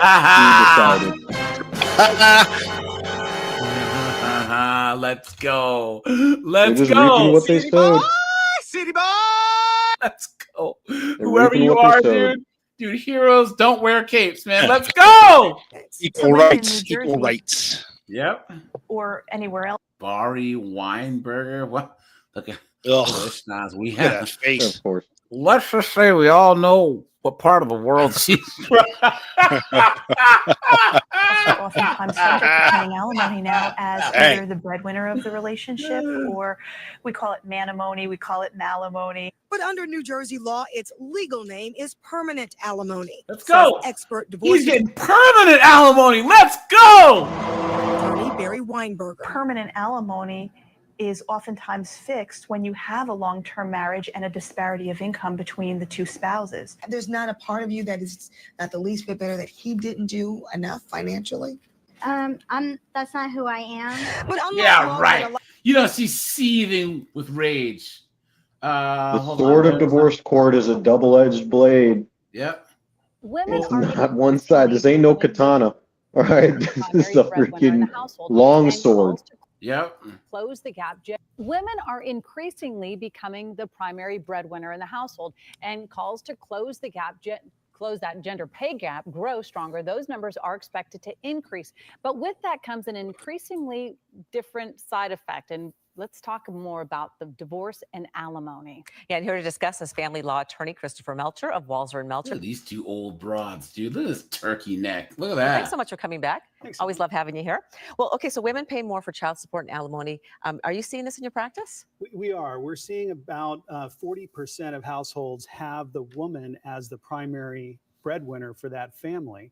And it makes sense because if the woman has more income than the man, then she's going to stay at work while the husband or father is going to stay behind and take care of the child. 40%. I would say that is pretty good. Economically, I would assume that is the best decision. But let's talk about it. When a woman does make more money, does that cause a problem in the marriage? It can, Colleen. But guys, why does it cause a problem in the marriage? Because women are selfish. Yeah, because the woman cannot stand the fact that her husband's that she's married to a lesser man. Everyone always blames the guy and says, "Oh, guy can't stand what he's insecure for women." It's that attitude. It's the attitude. And guys, here's the thing. All this stuff about men, about women having problems, the more educated that they get and the more degrees they have, is a myth. You guys know why? Guys, who's the most married group of women in America? Anyone? Asian women. Asians, yep. Who's the most educated group of women in America? Asians. Who's the highest earning group of women? Asians. And who's the least divorced? Asians. Thank you very much. So it's the attitude. It's the attitude, guys. Any of you guys that have been to college, you guys know that when you were in your real major, engineering, finance, or whatever, the only hot girls in your class were actually like the Asian ones, like the immigrant ones. They were like the Chinese girls, the Koreans, the one or two hot Indians. They were actually like in the engineering schools or all this other stuff. You know what I'm saying? All the girls that had real majors oftentimes were Asians. Other than that, they were underwater lesbian astrology, right? But those girls can still manage to get married because culturally, for the most part, they put their marriage and their children on par with their degree or education. Or getting married is more important. You guys know how many Vietnamese girls, Korean girls, Chinese girls I know got married in grad school, in law school, in medical school, and are happily married now? Well, that goes back to what you said before, Jay. The shame. It's the culture in the Chinese and the Vietnamese culture. They shame the idea of a woman who's a wife not taking care of the home. And it's been that way for generation after generation, which is why now in China, they're having a massive problem with the birth rate because the women aren't even getting married in the first place until they hit their 30s. And that's why they're freaking out because they already killed all the other ones for freaking the one-child policy. But does it make any sense, guys? Like, here's the thing. A woman should have her kids young and get married young because, guys, people on average are living in the West until they're 75. If you have kids in your mid-20s, by the time that you can start your career off in your 30s and have the whole time. But instead, because guys, most women, most people want to have kids. I know that I'm rare. Most people want to have kids. It's true. I would say 96, 97% of women want kids. But the issue is they spend their whole 20s trying to cap and lie to themselves and say that having children is bad and there's some brood mare and blah blah blah blah blah. But then they hit 35 and all switches around, and then they're trying to have a kid and usually end up having one by a nug, right? And of course, because all these kids are being had when these women are 35, 36, that's why there's an increase in all these kids that are, you know what I'm saying? So, and people that goes back to their families. I mean, I've met dads personally that push their daughters to become doctors, to become a career woman. They're like, no, you don't want to have kids. And the problem is that it's been generation after generation since the boomers, since the sexual revolution, of parents not instilling this value of raising a family. But the thing about the Asians and even African immigrants, Nigerians, they do both. Yeah, you guys know how many times that because I went to school with like a lot of Koreans, and their parents will try and hook them up with friends of the family's daughters and sons. You know what I'm saying? So like they're pushing them. They will tell their daughter Soon Lee to become a lawyer, but then they'll be like, oh, hey, the neighbor down the street or whatever has a son and he's going to college too. Or the son will come home and there's just some random Korean chick just sitting on the couch like, look who I brought. That's what happened to my friend Casey. He said he would come home and there's just some random, because he's a Korean guy, and there's some random Korean chick just sitting on the couch. But I think that goes back to traditionally. Mom, who the hell is that? But Jay, I think traditionally, America, especially in the West, we've been a Christian quote unquote nation. So it doesn't really work the same because it's massive hypocrisy from parents that claim to be Christian and yet they're pushing their daughters to go out into the career field. Yeah. Whereas in the Asian cultures, they don't necessarily have that same hypocrisy. Yeah. They don't have it out there because they're not Christians in general. All right. Yeah. They're not in general. They're not. So that's where it comes into play, is that because our nation has been represented as a Christian nation, that hypocrisy, it throws off everything in women's minds. So they can't do the two ideas at the same time where, oh, she works and she has a job and she has a career, but also wants to be a stay-at-home wife and raise a family. It doesn't work because of the way our nation has been for so many years. Also, too, these women have been taught that a career, going to school, and getting married is mutually exclusive, and it's not. Yes, you know what I'm saying? They have been taught that. So, and it's so crazy because, guys, how many chicks called in to Kevin Samuel's show? R.I.P. by the way, and they were saying that they want this career and this and that, but then they want to be stay-at-home moms. So it's like, so you just spent the last 8 years going to grad school for what? Just throw it away. You're not going to use it, or go, oh, I want to take care of my kids and then be a stay-at-home mom, but have a business. A business doing what? What skill do you have that someone's going to pay you for? Nothing. So there's some natural resentment anytime someone is out there working and the other staying at home. But also just because of these gender stereotypes, this has been maybe the last and hardest one to break, where we feel a man should be out there working and providing. We feel that's a woman does. Guys, there's a TED Talk where this lady was saying the reason why there's so many male CEOs, other than the fact that men naturally have the personality type, is because men can find, like, a lot of CEOs can find these chicks that are okay with being the vice president. There are chicks who say, look, I don't care if my husband works 80 hours a week. I'll have his kids. I'll drive the Lambo truck and live in the big house. So when he comes home, I'll blow him every now and then and just chill. There are plenty of women that are happy to just do that, right? But it's the women. And this lady said, women don't want to be with the types of guys that would that would support them being a CEO. And they were all like, that isn't true. And the lady goes, you in the front, what do you do? She's like, well, I'm a lawyer. She's like, all right, let's imagine that you're out on a date. And, you know, this guy is tall, dark, and handsome. He's in shape, all this stuff. And he asks you, so what do you want to do with your life? And you go, oh, well, I want to be a Supreme Court justice, whatever. You ask him, what are your plans? He goes, I just want to stay home and take care of my baby. So you get up and walk off. And all the women laugh because you know it's true. You know it's true. Women don't want a guy that they have to support. And even if they can't get Chad and they do settle for homeboy, they're going to treat him like absolute crap the entire time. You know? So. And not receiving support from a woman, and that's hard for that couple to reconcile. And what happens when the couple breaks up, unfortunately?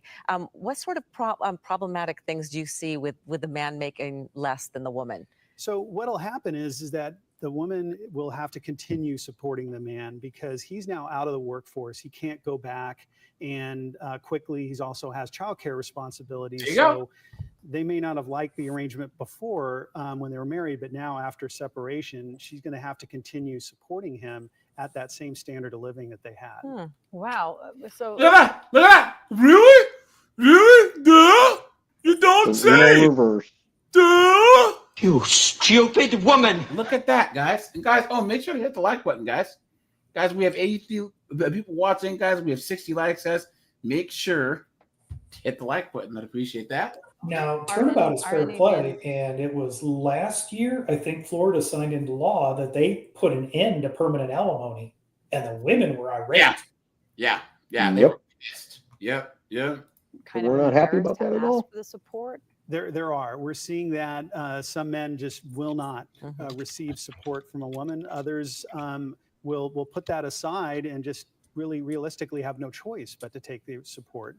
Well, what kind of advice would you give couples that are, entering into a marriage and maybe she makes more, she has a potential to make more? What kind of advice do you give them? I think looking at those causes of resentment and understanding the choices that they're making, that's what's best for the child, and to have that open and honest communication about the decisions that they made. It's incredible. But you know what? I know for people who are stay-at-home parents, I did it for like 2 years. It was the hardest job I ever had. So You've been had. You've been took. You've been hoodwinked, bamboozled, led astray, run amok. The hardest job. She's a chick, right? It's not the hardest job. She wanted to be making tons of money. She wanted to be in an office under the authority of another man. That's the reality. She's a news anchor. She has a boss. Her husband was not the boss. That a stay-at-home mom was the hardest job she's ever had. She's full of crap. Yep. I feel like any person who really they are entitled to a good income. Yeah, it is. And there's that magical E word that these women use, guys. Entitled, right there. Some people are really fucking stupid. That is, guys, put a 1 if you agree, guys, on the panel. Capitalism is a masculine mindset, and communism is a woman's mindset, right? You know what I'm saying? This entitlement, and I deserve, those are women's words, not men's. Very hard. Yeah. So prenup, good idea? Always.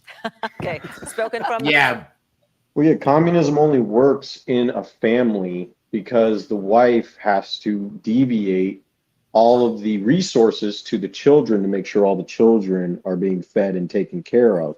But the husband is supposed to be the capitalist who actually brings in the income for the entire family. But that's not communism. Communism would mean that the mom, the dad, the kids all get an equal share.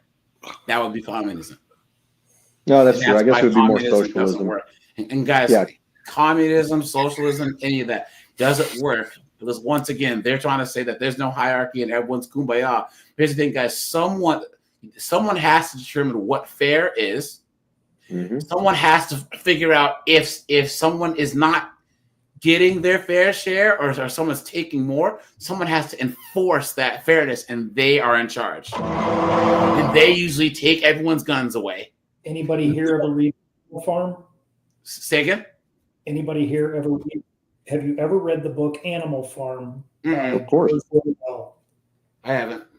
In high school. I read it in high school. That explains communism perfectly. Everybody is equal, but some are more equal than others. Yeah, because it's all about enforcement, right?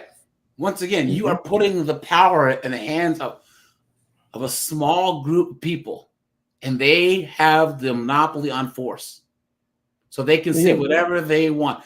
And then fairness is subjective. So you are basing society on fairness, which is subjective, and then giving the guns to a small group of people, and people are selfish.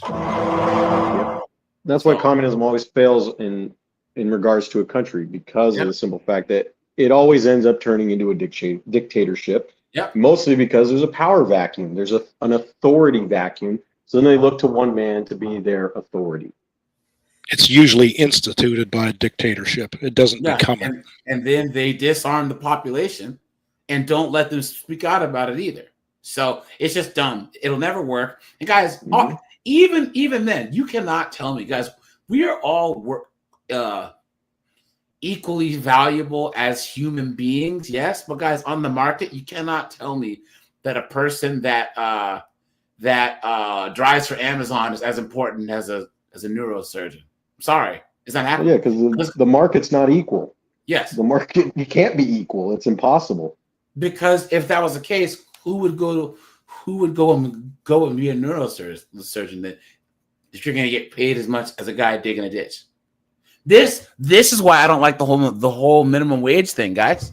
Because let's just say that Cord can make $20 an hour working at McDonald's, and then Mark makes $24 an hour as a paramedic or as an EMT. Why is Mark going to go to EMT school when he can just work at McDonald's, right? Why is he going to go to all the training and work those long hours and put up with all that stress when he can just work at McDonald's? I agree with you 100%, Jay. It should be based off your work and your value. Yep, that's the reality. No minimum wage. We should not have any minimum wage because that encourages. That encourages the owners of these businesses to only pay the minimum wage as well.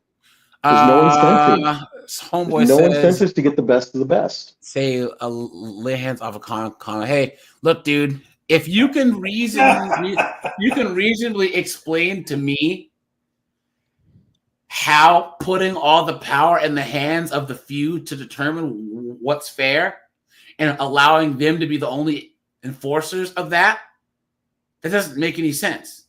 How many more millions of people have to die before these pro-communist, pro-socialist people wake up? How many more people have to die? I just don't see practically how communism works. I just don't see it.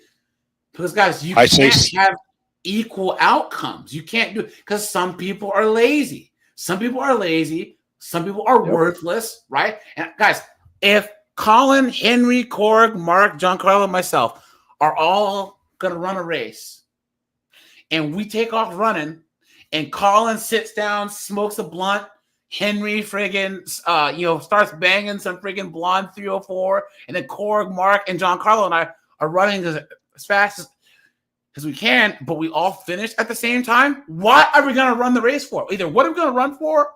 Why are we going to even run fast? It's such a ridiculous, I don't even want to say, it's an unrealistic way to look at people. You know what I'm saying? Like, I just don't. And also, too, I think that a lot of people, communism only works at gunpoint. People who have stuff, guys, want to protect it. People who have stuff don't want to give their stuff away to those who didn't work for it. That's why a lot of times young people advocate for communism, and then older people who have things don't. I work hard for my stuff. And I refuse, guys, here. I grew up upper middle class in Washington State. Colin, Henry, Korg, Mark, you guys all grew up like basically middle class, right? Yep. No, I grew up poor, bro. No, my dad was a hardworking man, and Okay. he provided for a family of 4. Okay, so well, all of our dads were hardworking. What I'm saying is, if you grew up, middle class or upper middle class, I'd say I would say middle. By the time that you're my age, you're 44, you are exactly where you wanted to be in life. You had all the opportunities, you had all the decisions, you had all this stuff, and you didn't choose to take it. And now you're 44 and you're a greeter at Wally World. That's your own fault. That's true. I can understand if you're in unbelievable poverty. You know what I'm saying? I can understand that. But if you're a middle class American and you're not reasonably successful, it's because you could have joined the military, got a trade, went to college, done a number of things. You know what I'm saying? But you chose not to. And now at 44, 45, you're going to look at someone like Colin, Henry, Cord, Mark, myself, and be like, oh, well, he must have got where he was by exploiting the proletariat. Please. You've been took. You've been hoodwinked, bamboozled, led astray, run amok. Guys, I'm the last year of Gen X. They were calling us Zennials for a while. Yeah, you're a Zennial, not a millennial, otherwise known as the Oregon Trail generation. But what? Oregon. Yeah, they called them the Oregon Trail generation because they basically were cutting their teeth on computers playing the game Oregon Trail. Yeah, but they say that 1980 is the last year of Gen X, or 79 to 81 is Zennials. But I haven't seen Zennials in a while. I just see Gen X now. So. Yeah, it bobs back and forth. But yeah, so guys, once again, we have this thing now of like millennials and Gen Z, and I know not any of my subscribers, but they see, Korg is a successful guy, especially you. Oh boy, hold on. Cook with me, guys. Hold on. Let's do the let's break out the race card, guys. Right? Especially all you cisgendered hetero white men, right? You guys are told the only way that you guys succeed is because you've taken from other people. Guys, come on. The lie detector determined that was a lie. They go, Colin has all this success, so he must have been marauding through like Genghis Khan, freaking bopping Transformers and B-dubs upside the head. Please. The lie detector determined that was a lie. Clown world. I'm not even fully white. I'm half black. It just doesn't make any sense.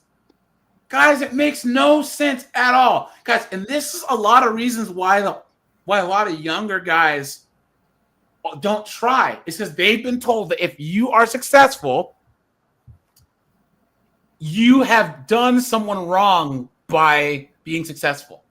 So if you should feel bad about, Yeah, if there's any young guys out there that are listening, I grew up, my parents were the greatest generation, so to speak. My old man was born in 23. And it was rubbed into my head from as long as I could remember. I didn't know what it was like to have nothing because he grew up during the Great Depression. And my mother was born in the 30s. And she was a backwoods Wisconsin hillbilly. That's how I refer to her because of the weird crap that we had growing up. And I basically started out. Whoa, hold on. See, I don't believe that because according to all the wokes, right, Colin? Everywhere the white people go, the sky opens up and gold bars fall. Oh, yeah, you forgot about that part. Yeah. It is an ugly truth. Guys, I can tell you guys, all you guys now might be new to the channel, right? Guys, I don't play that mess over here, right? I don't. All of us men, we're taking a big bite out of a shit sandwich, period. That's just the way it works. And guys, I've been to West Virginia. I have seen poverty, the likes of which you've never seen. And these areas are 99.999% white. The top 10 or 15 poorest counties in the United States are 99% white. There are whites that are living the worst I've ever seen. Living in shacks, no running water. Their water's been fracked. It's crazy. What were we saying, bud? Sorry that I interrupted you. Oh, no, it's okay. It's just, I basically had to start my life out on my own. And the only reason I joined the military was because I needed money to go to college. Because my old man said, you're on your own. Yeah. Yep. Everything I have, I worked for. And I get so sick and tired of these liberal white women that proclaim that how I had a head start in life. Yeah. And guys, it's always the white chicks, right? Because guys, they try to do the old whoop-de-whoop, right? And go, it wasn't us. It was the white men. Because guys, if you grant their stupid theory that the white man was pillaging and murdering, right? Guys, if the English and the French, or if they were out there colonizing all of the dark people, who are these men bringing the spoils home to? The women. Thank you very much. What do men conquer things for? For their women. Yeah. So, guys, let's look at this idiot right here. Oops, sorry. He probably spent $36,000 on friggin' Taco Bell. On some Chick-fil-A. Dude, you had to get in the gym, bro. I'm 27 years old and I am $36,000 in debt. Now, I didn't go to school or college, any of that. So why am I $36,000 in debt? Because you're an idiot. I'll give you a quick breakdown. Now, growing up, when I was 18, I got introduced to credit the wrong way. And as a kid, as an 18-year-old, not using their brain, I just swipe. I ended up going into collections. I'm currently paying it off. I was close to $15,000 in collections. I am down to $6,600. I have a auto loan that is $26,300. That's the biggest portion of my whole debt is the car. So I am focusing on trying to pay this damn car off. And the last portion is I did move to an apartment. So I do have, I went in and I kind of spent money on new sofas and a desk and stuff like that. I spent like $4,000. I owe $3,250, I believe, on that. So that sums up $36,000. Is it a healthy debt? Hell no. Anytime you owe money on a car, it's never healthy because it just depreciates. My collections, I think that's the only good thing that I'm trying to pay everything off. That way my credit can continue to rise. I went from a 425 credit score. 425?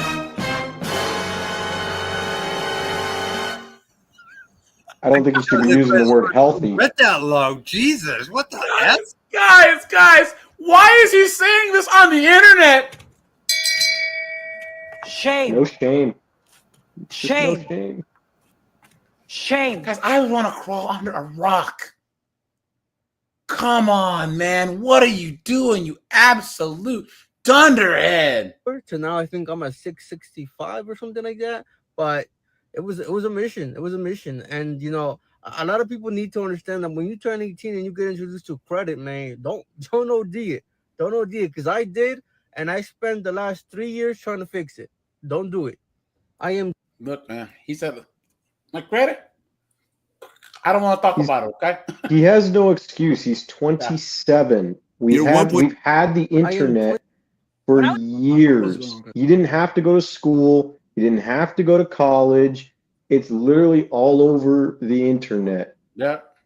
Yeah, but if you don't know how to leverage that knowledge, then you're a bit disadvantaged. Because after all, you've got all these women out there that are making these TikToks that I'm going to tell you how you can get by on having 57 credit cards. Yeah. Yep. You guys, how many videos have I done? Smart. The 304s are broke. Guys, here's the thing. It doesn't take much to know about money. Guys, look at The Sopranos and all the mobsters and how much money that those guys made, right? None of them had college degrees.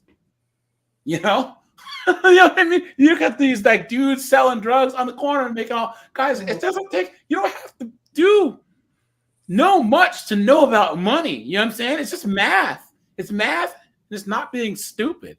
You know, so I hate to make a plug for this, but Dave Ramsey will trot out these examples every once in a while of like the janitor that worked at the school that nobody gave him a second thought. And then when the guy kicked the bucket, it turned out he had $2 million that he had saved up and invested. That's why I say learn about compound interest. And, as a matter of fact, my tax guy gave me a tip a couple years ago about where I could find a good high interest bank account compared to what my credit union was paying me. And now I'm getting 4.5% interest. So you got to look around. You got to make your money work for you. Yep. Guys, I'll be right back, guys. I'll put this on. I'll be right. Garlic croutons. Right? But you said it though. You have to look around. You can't just sit in your little I'm tunnel gonna vision. wait here until you guys Exactly. find a knife. Okay. I'm gonna wait here until you guys find the knife. I think honestly, too many people are afraid to You're look. not asking me. No, it's called garlic croutons. Yeah, and they're right there on the seat. And I've been eating 2 bags of them. Yeah, it's garlic. I know, it's really garlicky. All right, ma'am. Go ahead and step out this way. What? Dude, We're gonna step the back that way. croutons are right there. Nose ring, of course. Back that way, ma'am. To your left. I'm gonna wait until you guys find the knife, okay? Go ahead and step this way. Yeah, no problem. Ma'am. Just leave me alone. What? You want your purse? Oh yeah, absolutely. And I want my medication and I want my croutons, please. Oh, I'm sorry. I thought somebody was talking to me. Yep, you can walk and talk. Yeah. Are you grabbing me so f***ing hard? Because you tried to pull away from me. Yeah. All right, Because go you ahead and were step right hurting there. me? Step right there. I'm barefoot, vehicle, ma'am. dude. What are you saying? Step up to the vehicle. Take 1 step forward. 1 more step forward. Thank you. Keep facing that way. Dude. What is she on? Seriously. Garlic croutons. Croutons, dude. Have you ever smoked those? Those are special garlic croutons. My goodness. A lot of people don't know where I get the sound bites from until they see this one. But once you hear this chick's voice, You hear it everywhere. Drunk white chick sounds like this chick, man. It's terrible. You know what I mean? It's horrible. Anyways, let's go back here, guys. 1 second. Look at this guy's nose. He's like he got punched in it a couple times. Video. I wish more of my cousins invested in the stock market. And by cousins, I mean all of y'all, because you cannot be budget friendly enough to budget your way out of poverty. It's impossible. You cannot budget your way out of poverty. It's not gonna happen. The only way to beat inflation is to invest. When things go up in price, those investments, those equities will go up in price as well. The stock is not gonna not rise when the prices rise, because income's gonna get bigger. They go hand in hand. You know what I'm saying? And it's Sunday morning. I'm on Fidelity. I'm just looking at some of my. But he has $80,000 in credit card debt. Yeah, come on, man. This doesn't make sense. What is he talking about? And you're If he's trying not to give people 30%, if he's not making 30% in the stock market, he's losing money. My dividend payouts. All of my dividends get reinvested. I don't need the cash now, so why don't you pay off your credit cards? You can use for dumbass. And this He's is the paying thing about 25%. He's paying 25% on his credit card. Ridiculous, dude. These people are so here. Hold on, guys. And I'll tell you what, when you make that final mortgage payment, life feels different. Yeah, I bet. Where are we here? Sorry. Freedom. Guys. Give me a second. Dude, I was a nervous wreck driving to the credit union and get that final payment sent in. Except for those damn real estate taxes. Those never go away. Here you go. I can live with that. Yeah, that's true. $9,000 last month. Why did you not I hate this guy. too? Here's the thing. You know why you hate him? Because he's a whiny ass. Well, no. People hate him for the same reason. The same reason that they hate Dave Ramsey. Well, Dave Ramsey gives basic financial advice and acts like a guru. Dude, you know all this already. Well, that's exactly. You roll your eyes. But people don't know this. This is the same as guys. Korg, this is you talking, right? Yeah, Correct? yeah. I'll hold off. Korg, are you really into a sport? Like No. what's your favorite sport? Nothing. I don't do sports. But do you have a hobby that you're really into? Yeah, woodworking, cars, that kind of stuff. Well, okay, all right, cars, right? So I'm into cars too. You know how like you and I know certain things about cars. We're in the car world. It's hard to take ourselves out and put ourselves in the same mindset as some stupid 304 that's buying some Kia Telluride for $80,000. Like, we're like, why would you do that? That's stupid. Right. It's like, for instance, I'm a big MMA guy, right? Or boxing fan. I'm so hardcore that oftentimes I see, why are they making this fight? Oh, because the casuals, these cud-chewing morons, think that this is a good fight. Right. Every now and then, you got to take yourself out of your specialized mindset and think, what would the average knuckleheaded 304 thinks? This guy's whole platform is telling people what you learned 20 years ago. Yeah, he preaching. I will. Yeah, I'll give you credit for that. And it's basic stuff. Just for a sidebar. So when I went to go back for my undergrad, I was literally inches away from signing student loan paperwork. But I just so happened to get in the car. I was bored, wanted something to listen to on the drive home from school that night. And I flipped it over to the AM dial and I heard this nut job with people calling in about, I've got all this debt and what do I do? Blah, blah, blah. And it started to resonate with me. And I had accidentally discovered Ramsey. He was saying all the crap that I had known. Yeah. That thanks to being with my psycho ex, I just went into idiot land. And so I cash flowed going through college. Yeah. Yep. But see, that's not information that everyone knows. Yeah. Like I'm talking not just the younger generation. I'm talking my generation, millennials. I'm talking freaking Gen Xers don't know this. There are plenty of Gen Xers that don't know this stuff. Don't feel sorry for Gen Xers who aren't gonna be able to retire, because like I told you guys, I started an IRA when I was in my early 20s. And back then, the only thing Gen Xers were concerned about was either partying or lamenting the fact that companies were no longer providing pensions. And so I had my long-term game plan. Where do I want to be? How do I want to retire? And I started a retirement account. Yeah. And guys, another thing that you young guys, you don't understand, guys, all these get rich quick idiots on Instagram and all stuff, guys, rich people they don't share how to get rich. Okay. Right. I'm just saying, it's not like, Colin or Henry, if they had $8 million, going, hey guys, I'm going to help you make $8 million. That's not how it works, guys. The people that get rich doing that are getting rich off of suckers like you guys that are giving them money. All these internet gurus and guys, especially these women, these digital marketing and all these programs, all those guys, no, don't do it. All these guys are all renting Lambos and all this other crap. It's just a joke, And the biggest idiot not to listen to is Susie Orsman. I don't even know who that is. That's why I don't listen to her. Dumbass. Lesbian. That's who that is. There you go too. Oh, Susie Orman. Here we go. She's running around today telling people that if they don't have $2 million, they can't retire. She's an idiot. Guys, come on.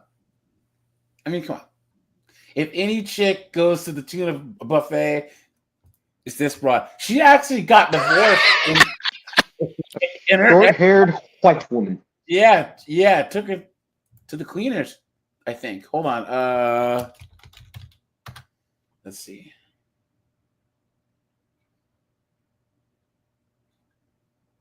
I think that she got married to some broad and she got took. You know what I'm saying? Which is hilarious. You're right. Yeah, guys. But she had a show on television. You know what's funny is Tom Likas used to talk so much trash about this chick because she brought him up once. They weren't even in the same sphere. Because remember, Tom Likas, he was a millionaire, a self-made multi-millionaire. And guys, if you make a lot of money, don't ever let it try and shame you for making money. Guys, making money is a direct reflection of your ability to goal set, your discipline. It says a lot about you as a person. Money isn't the sum of who you are, but it'd be like saying that you're a black belt in jiu-jitsu or whatever. You know what I'm saying? Except with finances. It means that you have the discipline, you have the drive, you have the ambition, you have the know-how. You just don't show it off, and you don't brag about it. But here's the thing about Tom Likas. He was funny because they would say, "Oh, you're bragging about your money." Guys, I listened to Tom live back in the day, and then I listen to him now. He never brought up money unless someone else brought it up first. Oh, Tom, you're a loser. You're a moron. He's like, dude, I can buy and sell you for 45%. You understand? Guys, don't feel bad about being successful.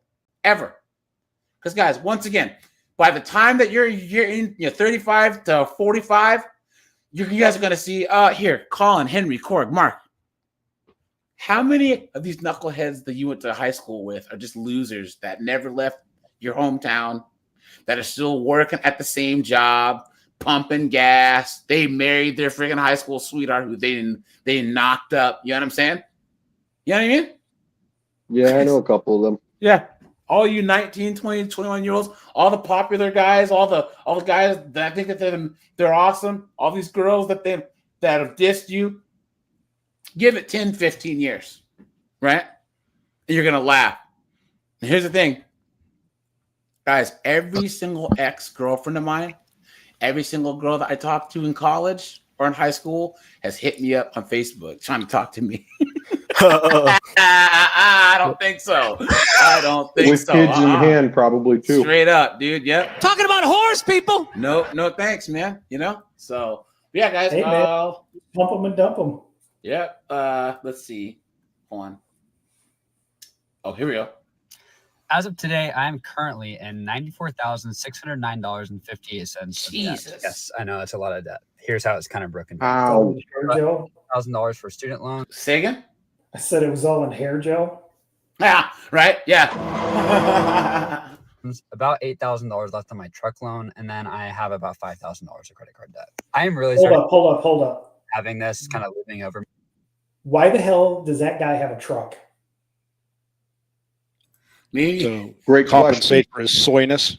Why? That's the number one thing that drives me nuts is all these guys driving around with trucks and they don't use them as trucks. Yeah, not at all. Thank you. Yep. I have a truck. So do but I use it for work. Yeah. I use it for my business. My truck makes me money. Yeah, it's true. Guys, once again, let's take a little piss up into car land. Because I think we had talked about this. There you go, guys. Right here. Yeah, there you go. Right there. Right here. And guys, I see these on Car Gurus, on Auto Trader all the time. 70,000 miles, $7,500.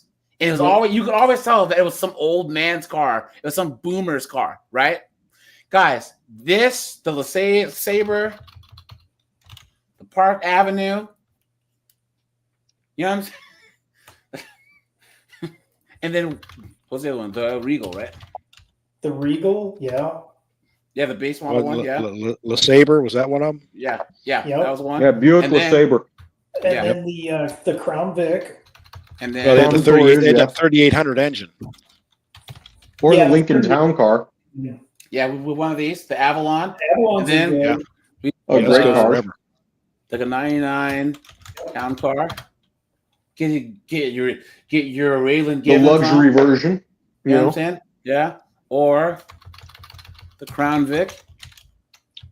Now, guys, the prices of the Crown Vics are going up because some YouTuber put like some type of friggin' twin turbo 1500 horsepower engine in it and just ruins the car. Yeah. So now the prices of these are going up. But guys, the Grand Marquis, that's the one Yeah, you the want. Grand Marquis is the grandma car. Those are nice. Yeah, you find these guys, 80,000, it's like 120,000 miles. You know what I'm saying? It's the same car too. It's just different badging. That's It's all different it is. badging, but it's also padded, nicer seats and everything. But A little bit, guys, a little bit better cushion. AJ will back me on this. Fluids. Yeah. You change the fluids on that car. I mean, transmission, rear end, oil, everything, brake. You do that at regular intervals. Those cars will easily hit 500,000 miles. Yep. Oh yeah. Yep. They'll never die. That's Change a the vacuum thing. hose You here and have there. to maintain it. But even new cars, you still have to change out a vacuum hose, maybe a sensor. Sure. Yeah. Guys, but those cheaper. older cars, they are cheap. And what drives me nuts, I'll give you a great example. I've got a 2006 Mazda, and the transmission started sneezing at about 180,000 miles. And most of these idiots say, well, the car's only worth $1,800. I said, yeah, but it's got a solid body. It's got a solid engine. And you know where it's been. And I know where it's been. Yeah. So I paid the $1,900 to get the transmission rebuilt, because then I prorate that $1,900 for a year. I got a car that I own free and clear. Yeah. Here's the thing, guys. Get these things. Get these Camrys, Accords, like the 95, like 2004 Camrys. Accords, guys. You can find a stick shift. Oh, they're usually dirt cheap because they're stick shifts. There was one for because nobody sale. knows how to drive them. That's an anti-theft device, dude.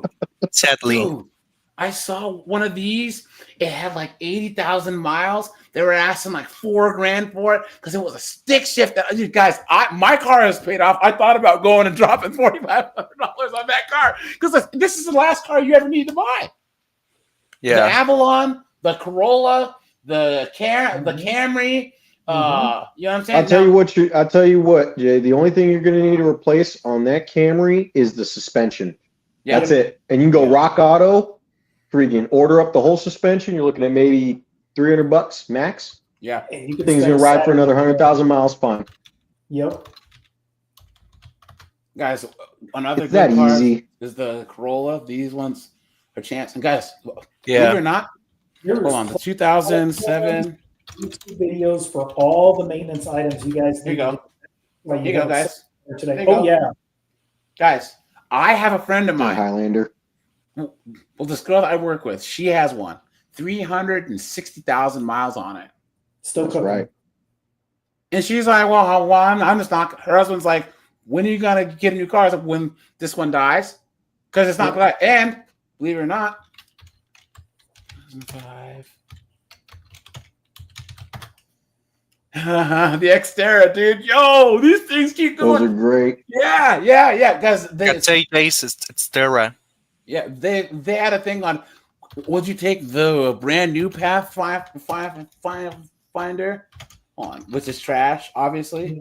Pathfinder. Look at this piece of junk, right? This thing, or would you take a?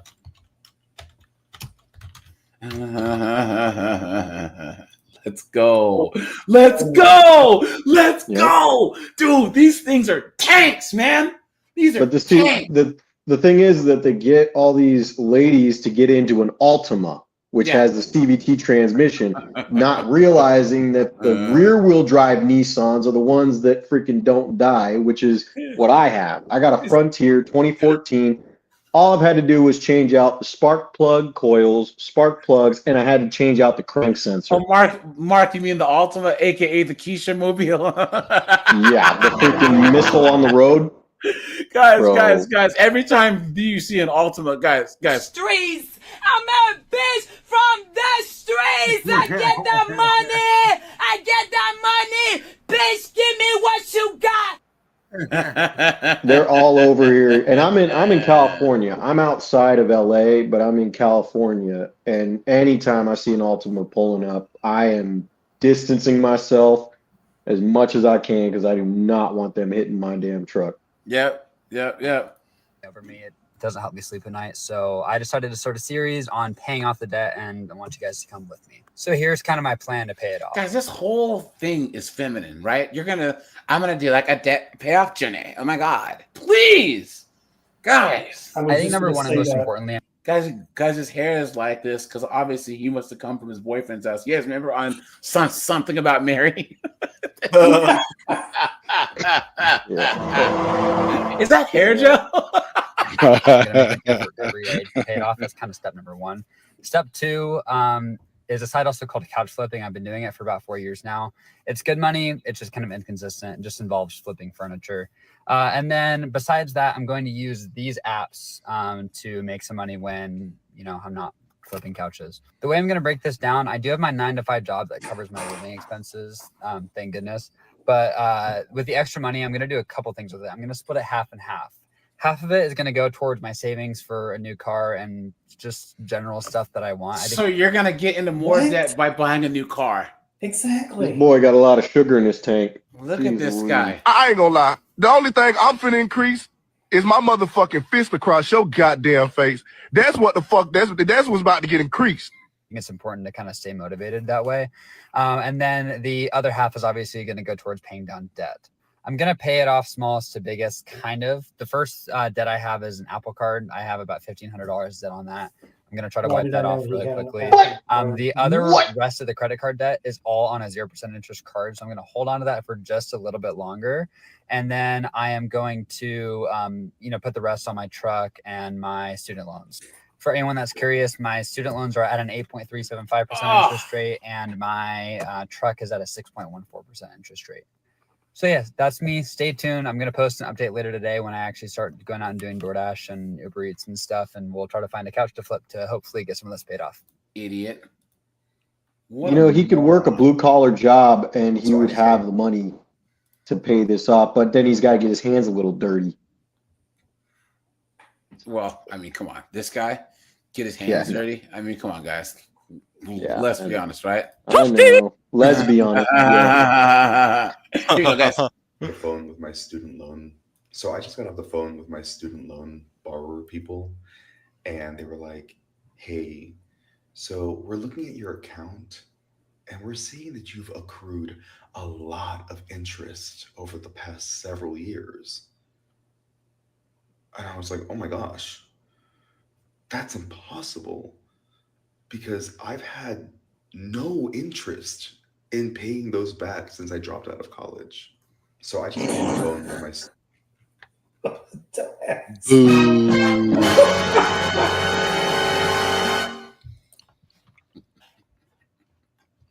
Look at all these people saying the same thing, that they don't pay their student loans. And guys, Orange Man's coming for that money. Hold on. Guys, wait. There was a, dang it. Where's the article?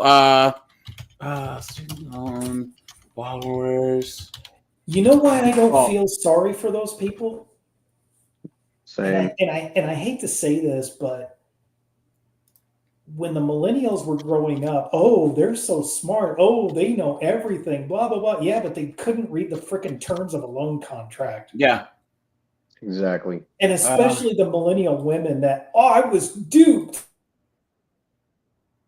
There's a predatory. It was predatory. There's an article every time that just said that it talked about the number of people who are gonna start having their wages garnished. What was the number? I think it was 4 million or something. I think it was like 4 million people. Where was it? Here we go. Is this it? Following presumption of federal collection, in May, nearly 1 in 3 federal student loan borrowers find themselves at risk for default. Record number of borrowers are 90 or more days past due, with only weeks away from defaulting. Yeah, this is it. Less than 2 months since the analysis found that as of April 2025, the latest month of which data is available, 31% of borrowers with a payment are due 90 days or more past due. Look at that. And this number is going to keep getting 31%. worse and worse. Look at that, 31%. That's as high as their credit card interest rate. Yep. They're cooked. 31% to the agency figures is largely made up of borrowers who are not yet in default. The totals made up estimated 8.5 million. I'm sorry, 5.8 million. 5.8 by July, this month. 5.8 million total are estimated to reach default status in August 2025, followed by 2 million more. Look at that, guys. And guys, the majority of these are women. Yep. Women. So guys, you guys are gonna, you guys on dating apps are gonna start getting a lot more matches. Yeah, you guys better stay off the dating apps. I know, man. Straight up, dude. This hold on. Let's go back here. Guys, make sure to hit the like button, guys. I'd appreciate that. Where are we here? Where are we on the likes? Let's see here. Oops. And yeah, guys, so guys, advice for any 20 to 29-year-old guy, 18 to 28-year-old guys about money.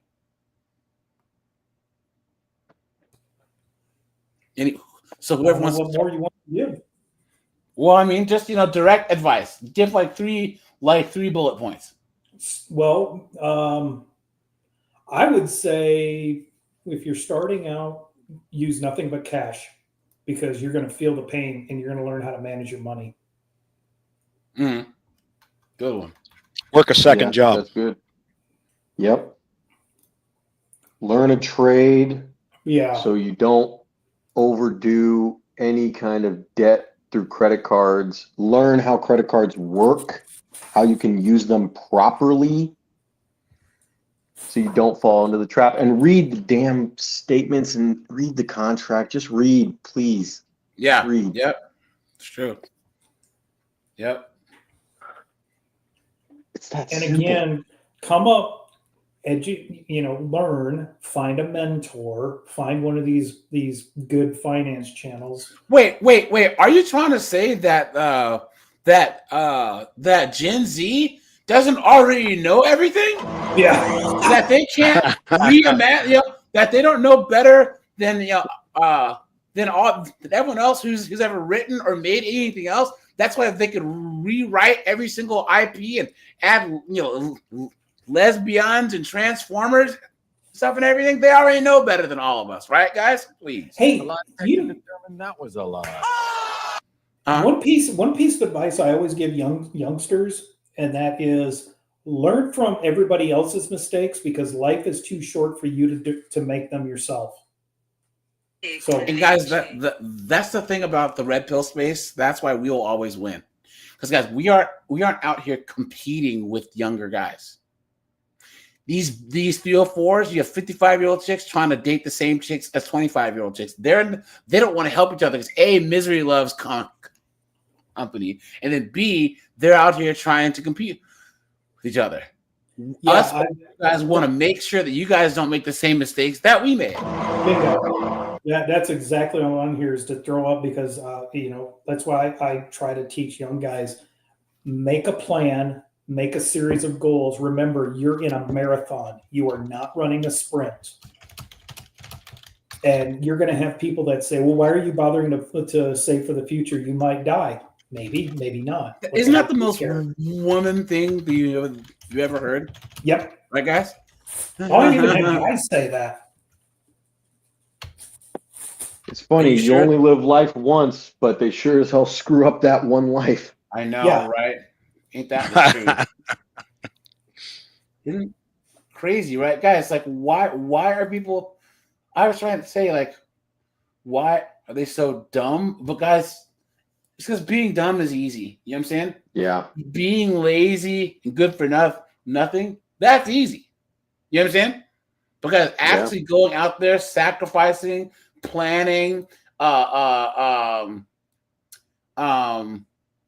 any type of delayed gratification, that's hard, And so as men get more and more feminized, they They want to act like chicks. But here's the thing. No one's coming to save you guys. No. And guys, guess what? None of us are special. Colin's not special. Henry's not special. Corey's not special. Mark's not special. John Carlo's not special. I'm not special. We're just all trying to make our way and do the best we can. You know what I'm saying? But guys, once again. Wait, Jay, are you saying we're not special snowflakes? You are not a special and unique snowflake. I'm not unique. You are the same decaying organic matter as everybody else. Yeah, you're special. You are special. No, Mark, you are special, just like everyone else. Needs. Yeah, but guys, this is the thing. It's like, we don't feel like we're entitled to anything. Yeah. We don't feel like we deserve anything. Guys, respect is earned. Guys, don't respect a whole sex, a whole race, a whole religion, guys, because respect is earned. Now, guys, common courtesy, that's different. You can give people common courtesy. Hey, man, how you doing? Nice to meet you. But guys, respect is earned. I do that all the time. Talk to random people when I go to the grocery store. If I gotta go grab some food, I'll just say a joke and freaking see them laugh and be like, cool. And the most degenerate people, usually B-dubs, demand respect from people. People who are not worthy or who don't want to do the work to actually gain respect, demand it. Absolutely insane. That's true. Welcome to day one of my new series, posting every day until TikTok pays off all of my debt, and then I f*** off. The series where I post every day until I make enough money from TikTok monetization to pay off all of my family's debt. So guys, he's going to pay off his debt using TikTok. Anything to not work a career or a job in the trades. Anything. Guys, chicks can do this because people give chicks money. But There's guys, got to be a spoof. There are guys out there that try and do GoFundMe's and all this stuff. Guys, men don't get money off of GoFundMe. You understand? Women do. Absolutely insane. And then I delete this whole account and go back to just lurking. So how did we end up here? Here's the quick version. We had a baby during the pandemic. I lost my job. We racked up some credit cards and a personal loan just to survive. And then I had an emergency appendectomy. These events have left us with the following. One credit card with a balance of $8,276.24 and a $294 monthly payment. One personal loan with a balance of $7,401.61 and a monthly payment of $108.84, and a hospital bill with a balance of $5,730.34 and a $100 monthly payment. I drive this rusty old piece of shit that I bought for $2,000 cash and has needed several roadside repairs. And this is my wife's 2015 rebuilt title Corolla that she bought before. Now, guys, None wrong with that Ford Ranger right there. Nope. In the time that it's taken him to do this, he could be working, having a job. Exactly. You know so we got married and we paid off a few years ago. It's also needed a lot of work. There's another that I've trigger done for all me, myself. AJ. Say again? There's another trigger. Roll it back a little bit. You just a little bit more. You went too far. Rusty old piece of shit that I bought for $2,000. You get triggered by several people misspelling lose. I get triggered by the misspelling of paid. Oh wait. Oh yeah. And this is my wife's 2015 Where? I missed it. Title. We're gonna see it. We're gonna see it. Bought before we got married, and we paid off a few years ago. Bro. It's also there. Oh, right there. I didn't realize people did that. What a dunderhead. Oh God, that has crept in lately. It drives me nuts. Look at that. Some people are really fucking stupid. Look at that, guys. also needed a lot of work that I've done all myself. We cook homemade meals, we thrift clothes, electronics, and furniture as much as we can, and we live well within our means. But here's the kicker. Our landlord has decided that they are going to sell our place at the end of July. We found a new place, but our rent's going to go up $500 a month. You add up the totals of all those monthly payments that I'm paying every month, it comes out to just about $500 a month. So here's the deal. I have zero interest in becoming an influencer. I'm just a dad, a husband, and a normal guy trying to dig his way out of a hole. If I can get this account monetized, I will use every cent earned from this account to pay down debt. And as soon as it's... He's not a regular guy, guys. Yeah. You're a bum! You're sitting here begging on friggin' TikTok. You're a bum! Right? Instead of having a job. You're a bum! What are you doing? Guys, why have a kid, right? You're a bum! Look at that. What a joke. I don't understand that. He lost his job. People have lost their jobs. Okay, you go and you pivot, you make it happen. I love what Andrew Branca from the self-defense attorney said. Go out there and make some more money. Waterstar says, how long before his wife is on OnlyFans?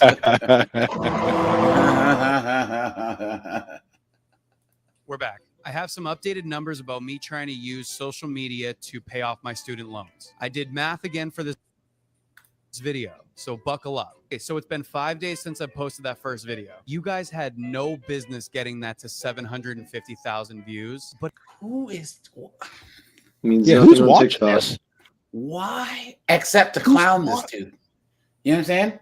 Look at that. It just goes Bots, to show who's lots of seeing bots these are videos. watching it. Thank you so Oh, much. absolutely. Unfortunately, TikTok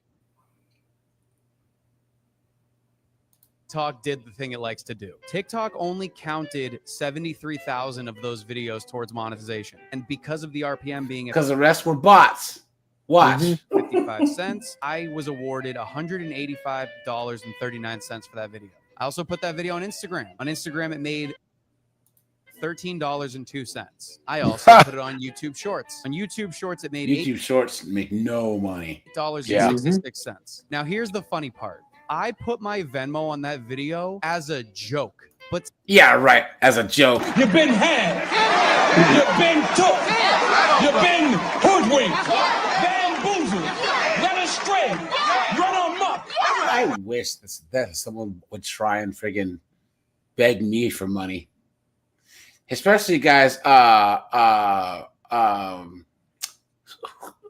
on the panel said that they were half black? Me. That was who? Korg? Mark Walk. Oh, Mark. Yeah, this whole community. You got to go back to the community and give them cash. You got to help out. We're out here building a new nation for black people. It's time for you to start paying some dues, nigga. I ain't giving you shit. Ain't no community. I'm not giving you shit. I'm not giving, guys. My favorite charity of all time is my mother bank account. How about that? You know what I'm saying? That's what I like to donate to. But some of you all are insane. 65 people Venmo'd me money, and that came out to $320.11. Look at that. So that means that all in all, that video got me $526.61. So I'm going to go over to my student loans. Guys, hold on. Let's take a little pit stop here. Hold on. Because we haven't watched this clip in a little bit. Hold on. Where is it? Hold on, guys. You guys, make sure to drop a like on the stream. I appreciate that. I have a video from Horace Grant where he's talking about how this baby mama has tried to get part of his NBA pension. Man, yikes! It's crazy. You guys got to be careful who you're messing with, man. Hold on. Guys, where's our favorite clip? Hold on. And I know it's on Instagram. I haven't watched it in a while. You guys know the one that I'm talking about. Hold on.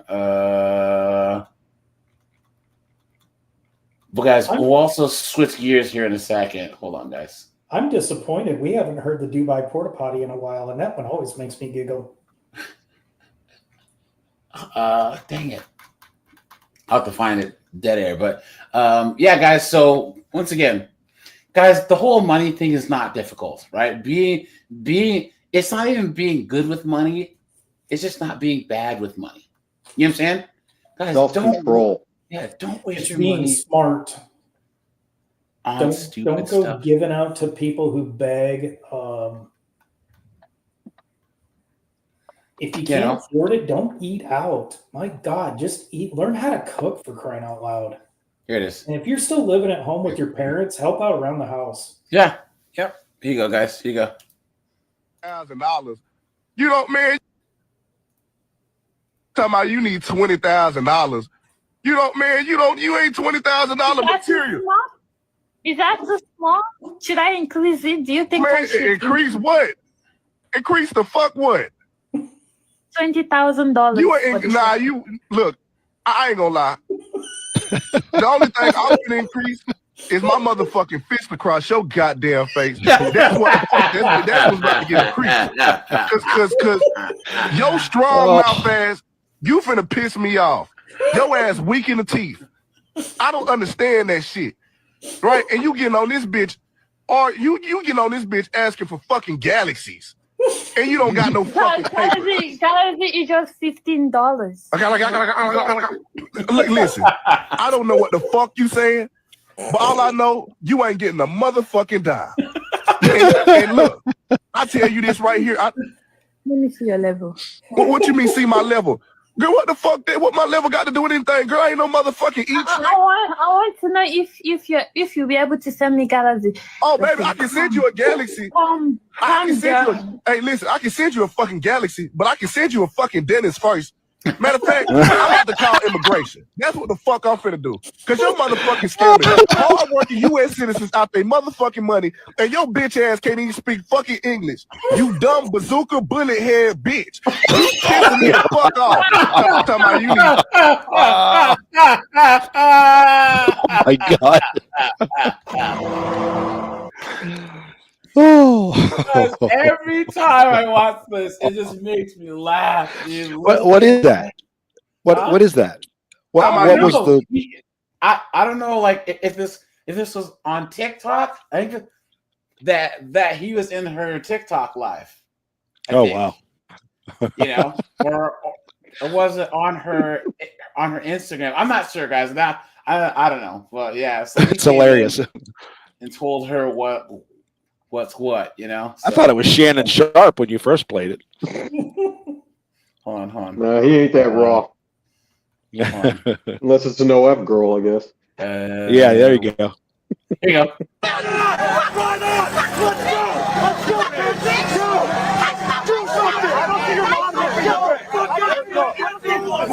Watch.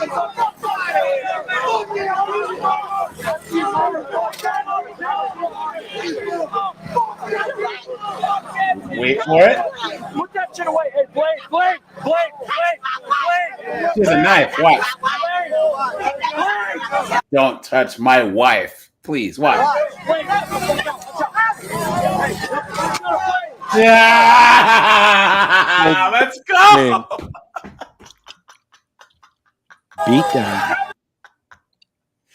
One of the most satisfying things I've ever seen in my entire life, dude. Let's go, man. Let's go. But yeah. Horrible, guys. Absolutely insane. Anyways, guys, let's switch gears here, right? Let's go. Let's see what we can find.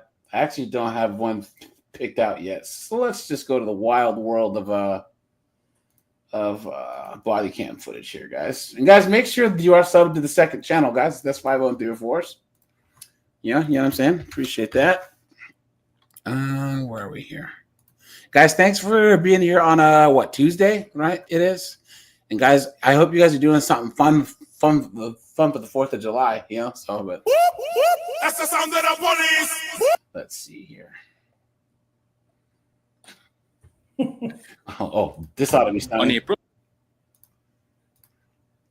1st, 2025, officers in Florida responded to Florida calls reporting a disorderly woman outside a local restaurant. The woman had been banned from the establishment for excessive drinking and was now sitting on a bench, yelling at passersby. You mean a drunken 304 has been banned from a bar? You don't Shocking. Causing a scene. Here's what Color me surprised.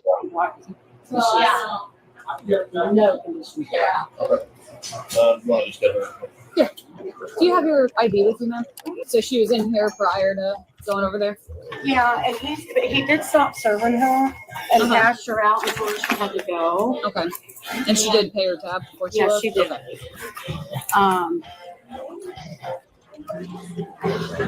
Hi, ma'am. How you doing today? Rebecca? Hi. How you doing? What's going on today? Look at the size of this broad. Look at his gut sticking out. Ugh. That's my family. That's my parents. What's the problem? Nothing. Some people just called worried about you. Fine. Said you didn't look very good. Said you were sitting here yelling at people as they walked by. Yeah, they were yelling at me too. Okay. People walking by were yelling at you? I went over there. I got like literally. I worked at that place. You worked at TJ Carney's? Is that what you're trying to say? Yes, I did. Okay. I worked This is like the female version of peaked in her 20s. Yeah, right? over there. We worked over there at that place too. Okay. I used to be hot. I had all the guys after me. Disgusting. Look at this. But that's basically what it is. Yep.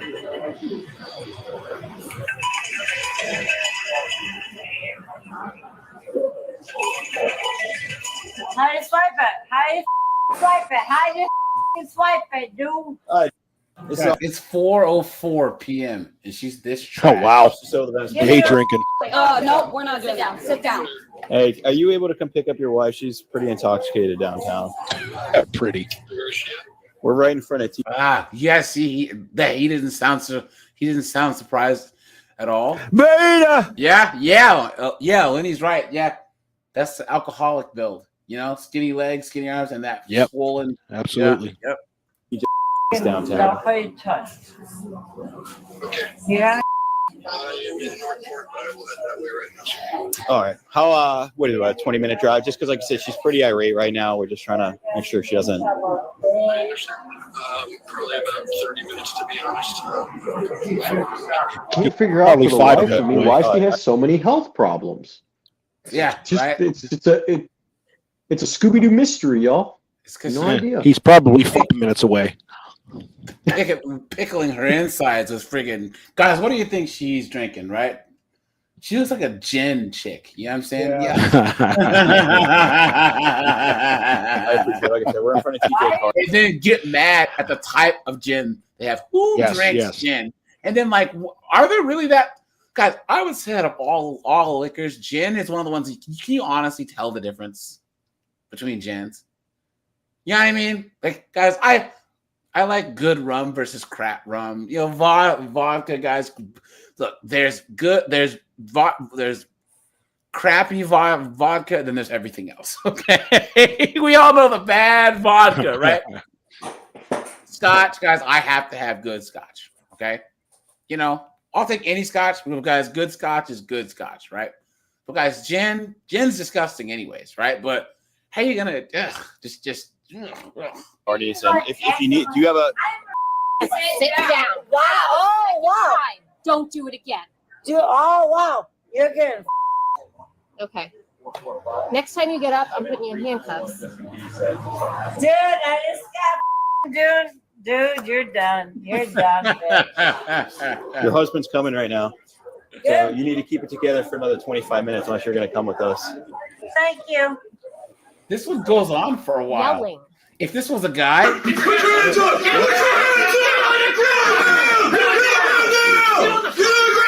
just got him already. You know what I'm They saying? wouldn't have given a guy even 2 seconds. Yep, could have tackled him. You are causing a scene. You don't honor me. I am a child of God. You don't respect. You can't tell me how to talk. We're going to take it for the soda. Sure ain't acting like one. All right, Becca, I'm going to go ahead and ask you to stand up for me, okay? Stand up and You leave wanted your to purse. stand, so go ahead, stand up. Let's go. You can leave your purse behind. Go ahead, stand up for me. Don't Oh! There it is. Let's go. Let's go. Good. Do it. Let's do it. You're a stripper. Go ahead. Go ahead. You say you're a stripper? Go ahead. I'm not resisting. No, you're not. I'm not resisting. I am a child of God. I don't think this is her first rodeo. Ponytail Patrol can get it. You know what I'm saying? Oh, yeah. I would tell her my name is Henry. and then I hit her with my patented.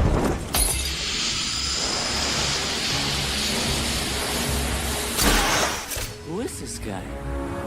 I don't know. Who's this guy? I don't have to. You're not. Go ahead, walk over with me. Nothing. You hurt me now, though. You hurt me. Go ahead. Yeah. Go ahead.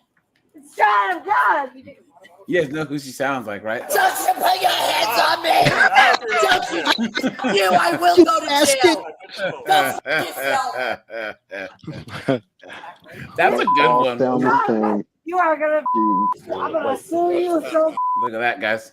I didn't do anything. I was drinking a beer. How embarrassing. Why can't I drink a beer? Yeah. You're gonna be so. Dude, go ahead. No, Steve. Where's my purse? Your purse is right in front of you, Rebecca. I have nothing. Bitch, back up. Nope. Go ahead, bitch. Go ahead, bitch. Go ahead, bitch. You're a f***ing person. Person. All right, come on. Let's go. Let's go. You better. Oh, guys, I forgot. Guys, the greatest hits for 50304. So, guys, I think next Tuesday we'll do so we do greatest hits twice a year. We usually do it at the middle of the year and then the end of the year, right? So, guys, we're gonna do the first 6 months of clips, greatest hits, right? And then right around New Year's we'll do it too, guys. Here, before you guys remember this one? Hold on. Let's get out of the street. John Carlo, do you remember this one? Colin, do you remember this one? Do you remember why this one's funny? Hold on. Try me. Are we gonna get out of the street or are we going to jail? You're gonna go to jail? No. On July 28th, 2024, officers responded to a restaurant after receiving a call about a disorderly couple. A woman and a man both came in very inebriated. So I kind of have a video of it too. So I kicked this woman out. I don't know if this will be better. Okay, so I kicked this woman out, and in the process of it, the gentleman that she was with grabbed her forcefully and then kind of gives her a shove at the end that she falls right into our hose stand right here.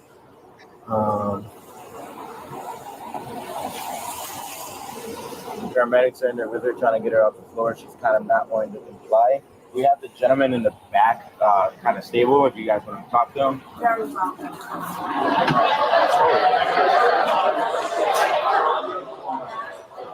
Where's he at?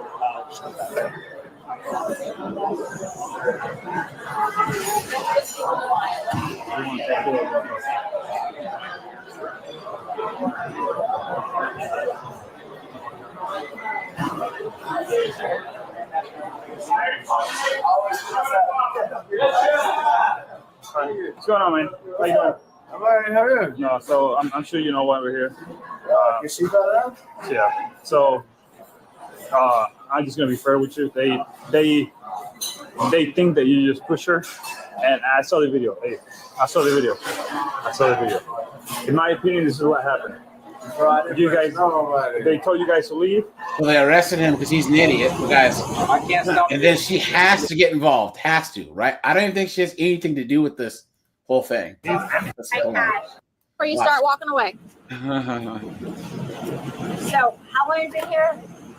So you're either going with Tampa Fire or you are walking away. Wait, I asked for your sergeant or corporal.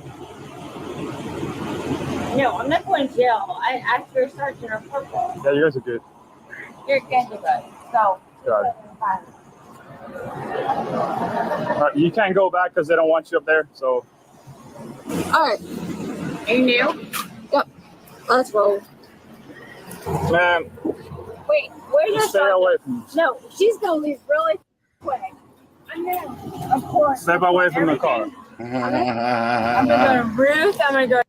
Guys, this one's worth the wait. Okay. Everybody. You can go know to that. wherever you want, man. You want a case number? I give you a case number. I'll give you a case number. Well, you don't think she's a dumb. The only guy that'll touch her. That's why she's freaking clinging for dear life. Get out of the street.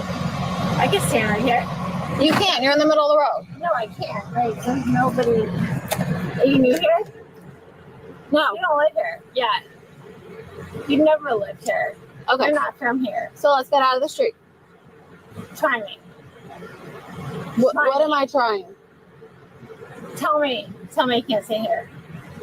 Can't stay here. You're stupid. You're gonna go. You're stupid. Are we gonna get out of the street or are we going to jail? You're gonna go to jail? No, don't There it is. You're stupid. Wait. No, stop. Look. I'm not playing around, right? Razor, don't spoil it, dude. Don't spoil it. I'm not playing around. I told you one time. It sounds good. You had so many opportunities. Nope. My birthday, stop, please. My birthday, stop. Let me go this go out. Right, take it ahead of my car. First the gloves on.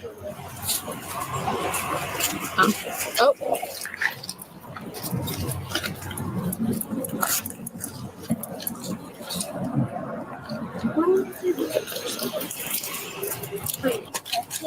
Go ahead. Let's go. No more way. She's not. Just one way.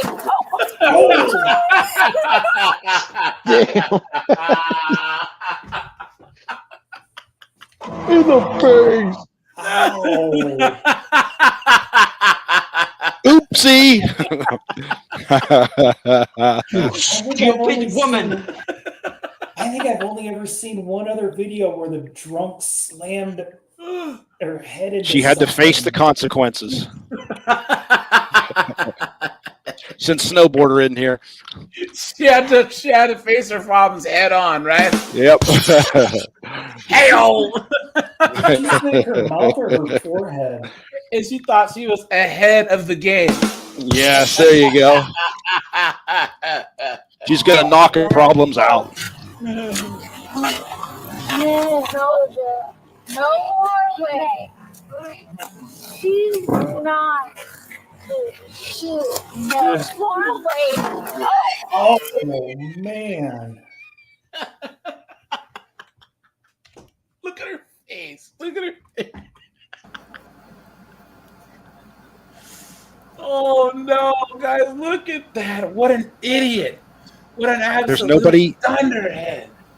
There's nobody there to defend her. Yeah, right? Oh no, the cops hurt me. So pathetic. You're on body cam. He's more worried about his car. He's like, ah, dang it, I just watched this thing. Listen, let me see your face. Come here. Let me see your face. Gotta wipe the skank off of it. Look at me. Let me see. Let me see. Let me see. Let me see. You might want to bleach that fender after this. No, right? Let me see your face.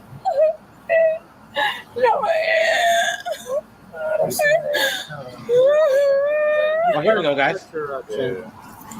So we'll do that. Greatest hits, and guys, we're gonna end here. All right. I think someone dropped this one in the Discord, and then someone dropped this one too. So, guys, we'll I'll actually have a stream where I'll go over all of the ones that you guys drop in the Discord. But guys, here we go. You guys. Well, guys, we're gonna need the raise. of the race card for this. So here we go. Got beef with each other? No, I'm not her. Yeah. So in other words, yes, they do have beef with each other, right, guys? Come on. Because I have background noise coming from someone. I don't know who it is. Sounds like a fan Back running. in the car. I'll talk to her first. She called. All right, I'll work with you. All right, just hang out. Look What's at that. going on? Of course, their kids are there. With a calm manner. We're not gonna be screaming in front of the kids. Okay, what's happening? Okay, so woke up this morning. Okay. You got in your feelings. You had took my car. Okay.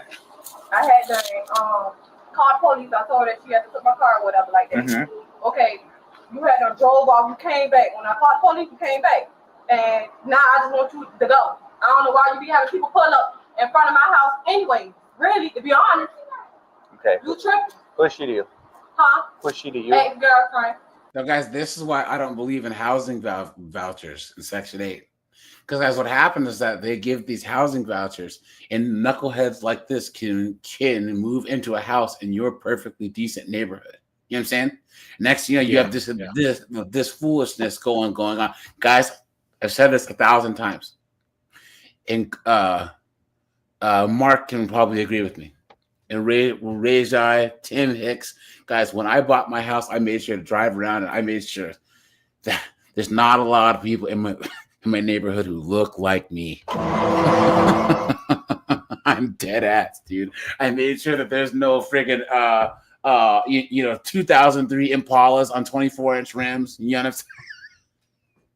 I made sure that there wasn't any busted, broken down Altimas with pink fuzzy things on the steering wheel, because there's always some drama. Guys, my mom lives in Alabama, right? There's only one other black family in her neighborhood, and the mom and the dad are cool, but it's their kids. All three of their kids live at home. The oldest, he's a 23-year-old guy. He's a nug whose baby mom comes to the house to harass them. Then the two daughters both had kids young. One of them got in a fight with her baby daddy, who that jumped in his scat pack and was doing donuts in the friggin' cul-de-sac. You know what I'm saying? Everyone else is peaceful except them. It makes no sense. All right. Who's the vehicle registered to? Monica, my mama. Your mama?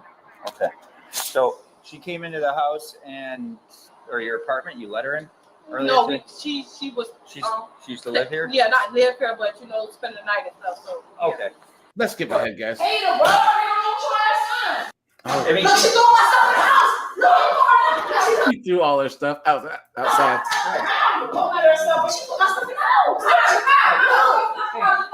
Let her take the stuff and let her go. He's a babysitter, guys. He's a babysitter. Come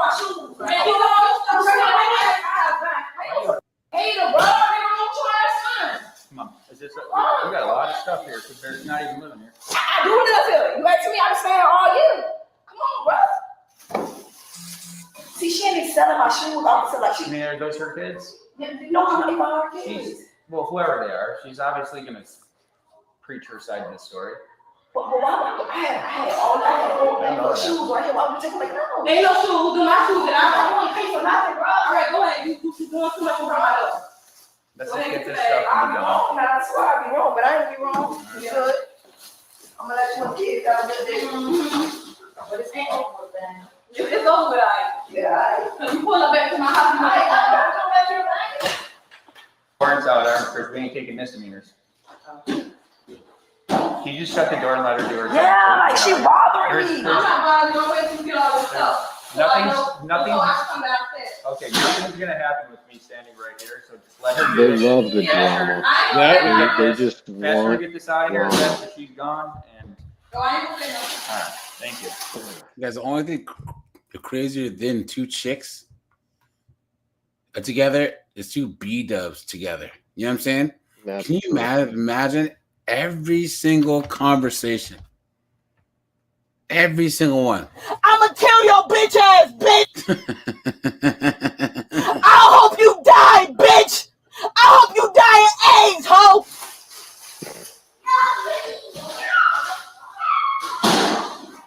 That's one way to do it. Yeah, easy.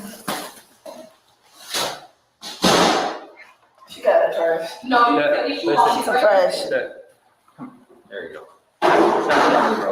Damn. All right, thanks, trash. Yeah. Your mom. You know that Crazy, manager. it never ends with these people. With these kinds of freaking black, it never ends. It's just never. the same cycle every time. I'm telling you, if it was me, Colin, Henry, Korg, Mark, John Carlo, and we were walking, let's just say downtown on a promenade or whatever, we go into a bar and the majority of the people look like this. Guys, we ain't going in there. Sorry. I walk right out. Yep. Because guys, the people that have the biggest black fatigue are people like Mark, like myself, like Tim Hicks, like Ray Jai, all of us guys. Black people who have some sense. You know put what I'm up saying? with it more. Yeah. It doesn't make any sense. Hey Jay, I gotta head out. I appreciate you having me on. I got a call I gotta make. Take it easy, man. Have a good night. Hey, you too. Thanks How for having fresh me. is the breakup? I'm assuming We pretty just fresh. broke up this morning. You went through my phone, like. Ooh. That's why you mad, because you went through my phone. That's all. Car was taken. She was on scene. Girlfriends. They broke up this morning. She's driving herself.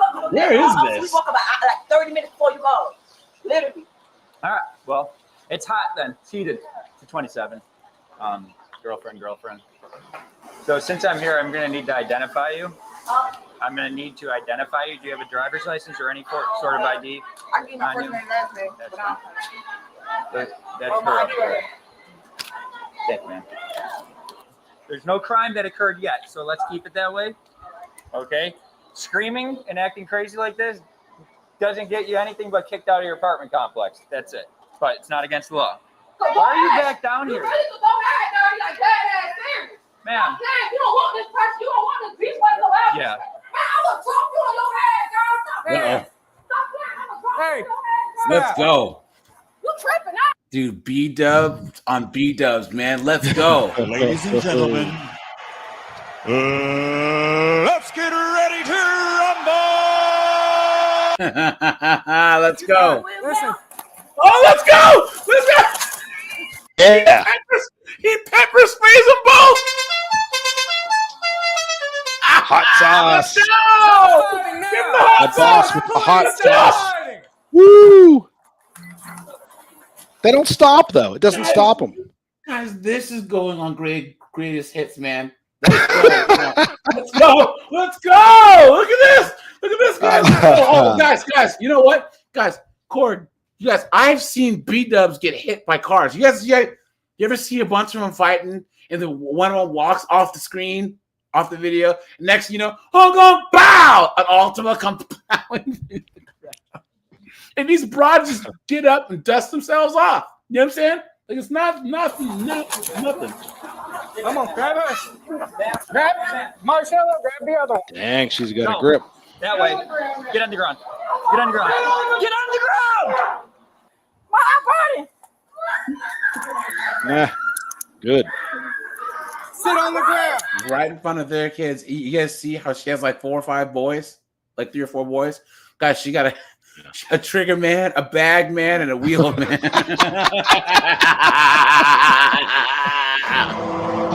The future carjackers of America. Guys, black single moms raise the future carjackers of America, and white single moms raise the future of America. You know what I'm saying? Come on. My party. Yeah, I told y'all to stop fighting. You want to listen? I can breathe. Can I go? Stand right here. Can I please just cover my eyes? Yeah, it's gonna sting for a little bit, but we'll get EMS here to check you out. You guys can't be fighting in front of us. I can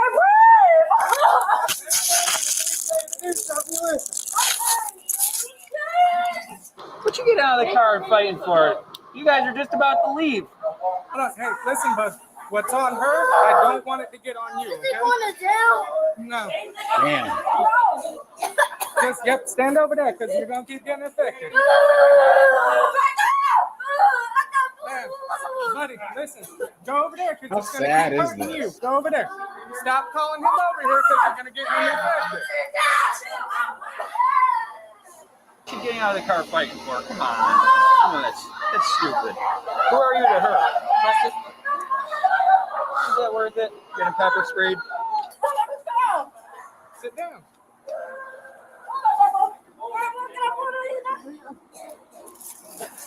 Yeah. Buddy, stand over there. Stand over there because you're gonna keep smelling it. Search her. Oh, that's. Wait, no. Use gloves. Pepper spray all over. Wait. Thanks. All right. Officer Gomez is here. She's a female Oh, officer. okay. She's Can good. we go back under the thing, please? Nope. We gotta go on the cars. I'll turn on the air. That turned from nothing to something for no reason. You step out real quick. Oh, there was a reason. I'm scared. I can't stay right about this time. I'm telling you, I feel like I'm about to faint. To search you, okay? I feel like I'm about to faint. Oh my God. Go in the car. I need this on my eye, please. I feel like I'm about to faint. I'm about to faint. I'm telling y'all. I feel like I'm about to faint. So all of us have been pepper sprayed. We have to be pepper sprayed to come police. No, I'm telling you, that's a different. I'm telling you, I feel like I'm about to faint. See what I'm trying to say? Oh my God. I'm telling you, I feel like I'm about to faint. I'm about to pass out. We have an ambulance. Oh my God. Oh, Oh shit. This is not even my Thank you. You were the one who got out of the car. Because it's just out of You know what? You guys were just about to leave. There's no need for you to do that. You're right. None. And now you got pepper sprayed. Now we got to take you over to the hospital, and then we're just going to end up releasing you with some paperwork. Was that worth it? Hell no.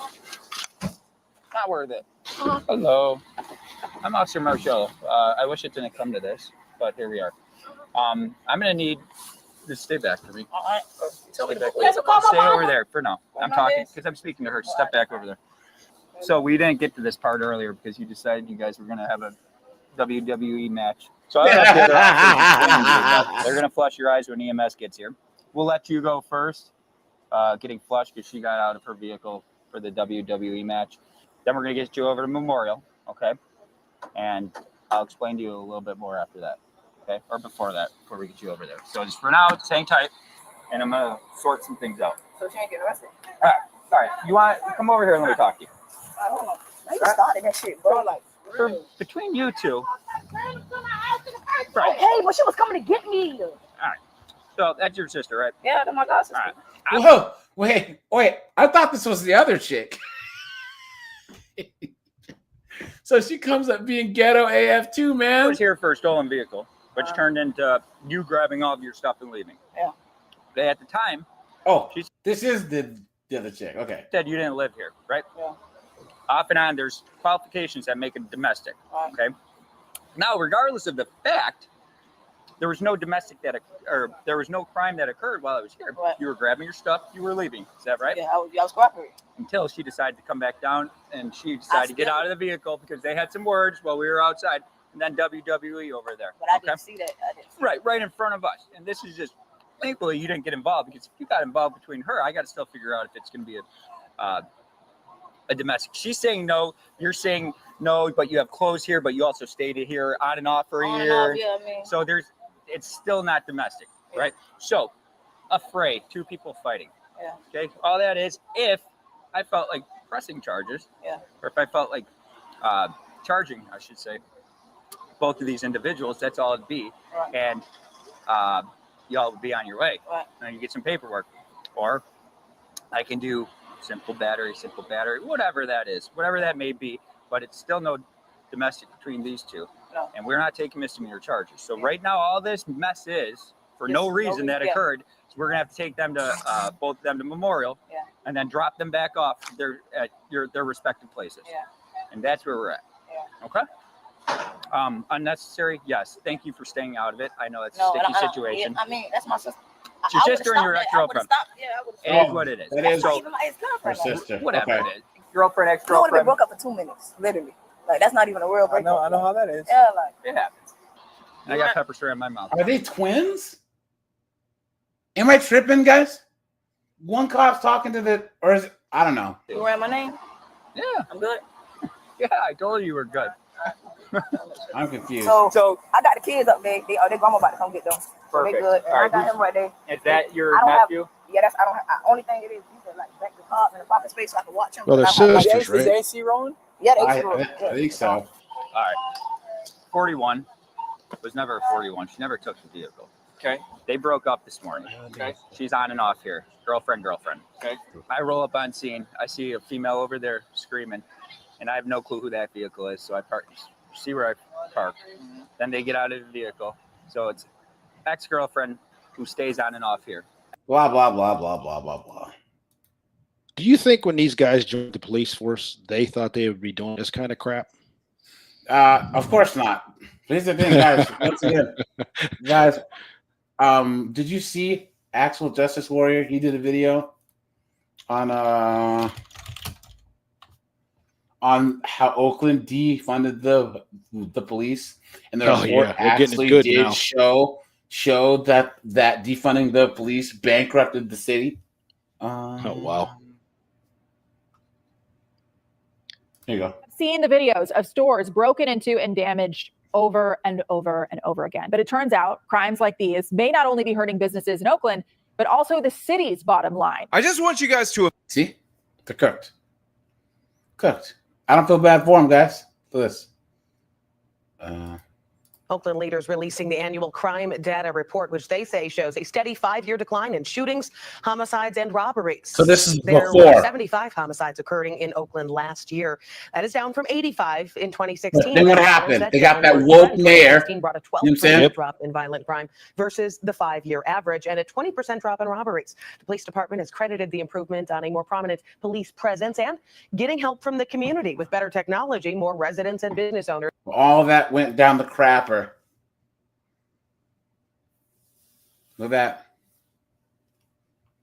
that. Oakland's reason is dissuading employees in internet crime rate, unless, of course, you have some aggressive prosecutions from the new Alameda District Attorney, and that should continue the death spiral that we see in the city of Oakland. Now, Oakland's major revenue sources are highly tied to the presence of employers, large and small, in the city. In fact, 70% of all general purpose fund revenues are derived from property taxes, business taxes, real estate transfer taxes, and sales tax. In interviews conducted for this report with employers, safety was highlighted as a key negative of the city's business climate. Safety concerns have raised the cost of doing business in the city as private employers increase spending on security. Some employers have left altogether as employees refuse to work in what they believe are dangerous conditions, and the national press around crime is dissuading employers, visitors, and investors from coming to Oakland. And a perfect example of this are these data points. The number of paying business tax accounts in the city of Oakland has fallen 14% from 52,192 in fiscal year 2021-2022 to 45,000 in fiscal year 2023 to 2024. So just think about how insane that is. In 2021-2022, which, by the way, we're into the pandemic, we're talking about post the lockdowns in a lot of cases, we have about 52,000 businesses paying business taxes in the city of their, and a lot of Oakland to have their tax receipts up where they need to be adjusted for inflation. Guys, Oakland's cooked. I'll have to revisit this one. All right, you guys, I'm shut this bad boy down. I appreciate you guys. Guys, day shift tomorrow, guys, at 4 p.m. We'll be live during the day. So, all right, AJ, have a good night. Bye, guys. Peace out. Thanks for being here. Goodbye.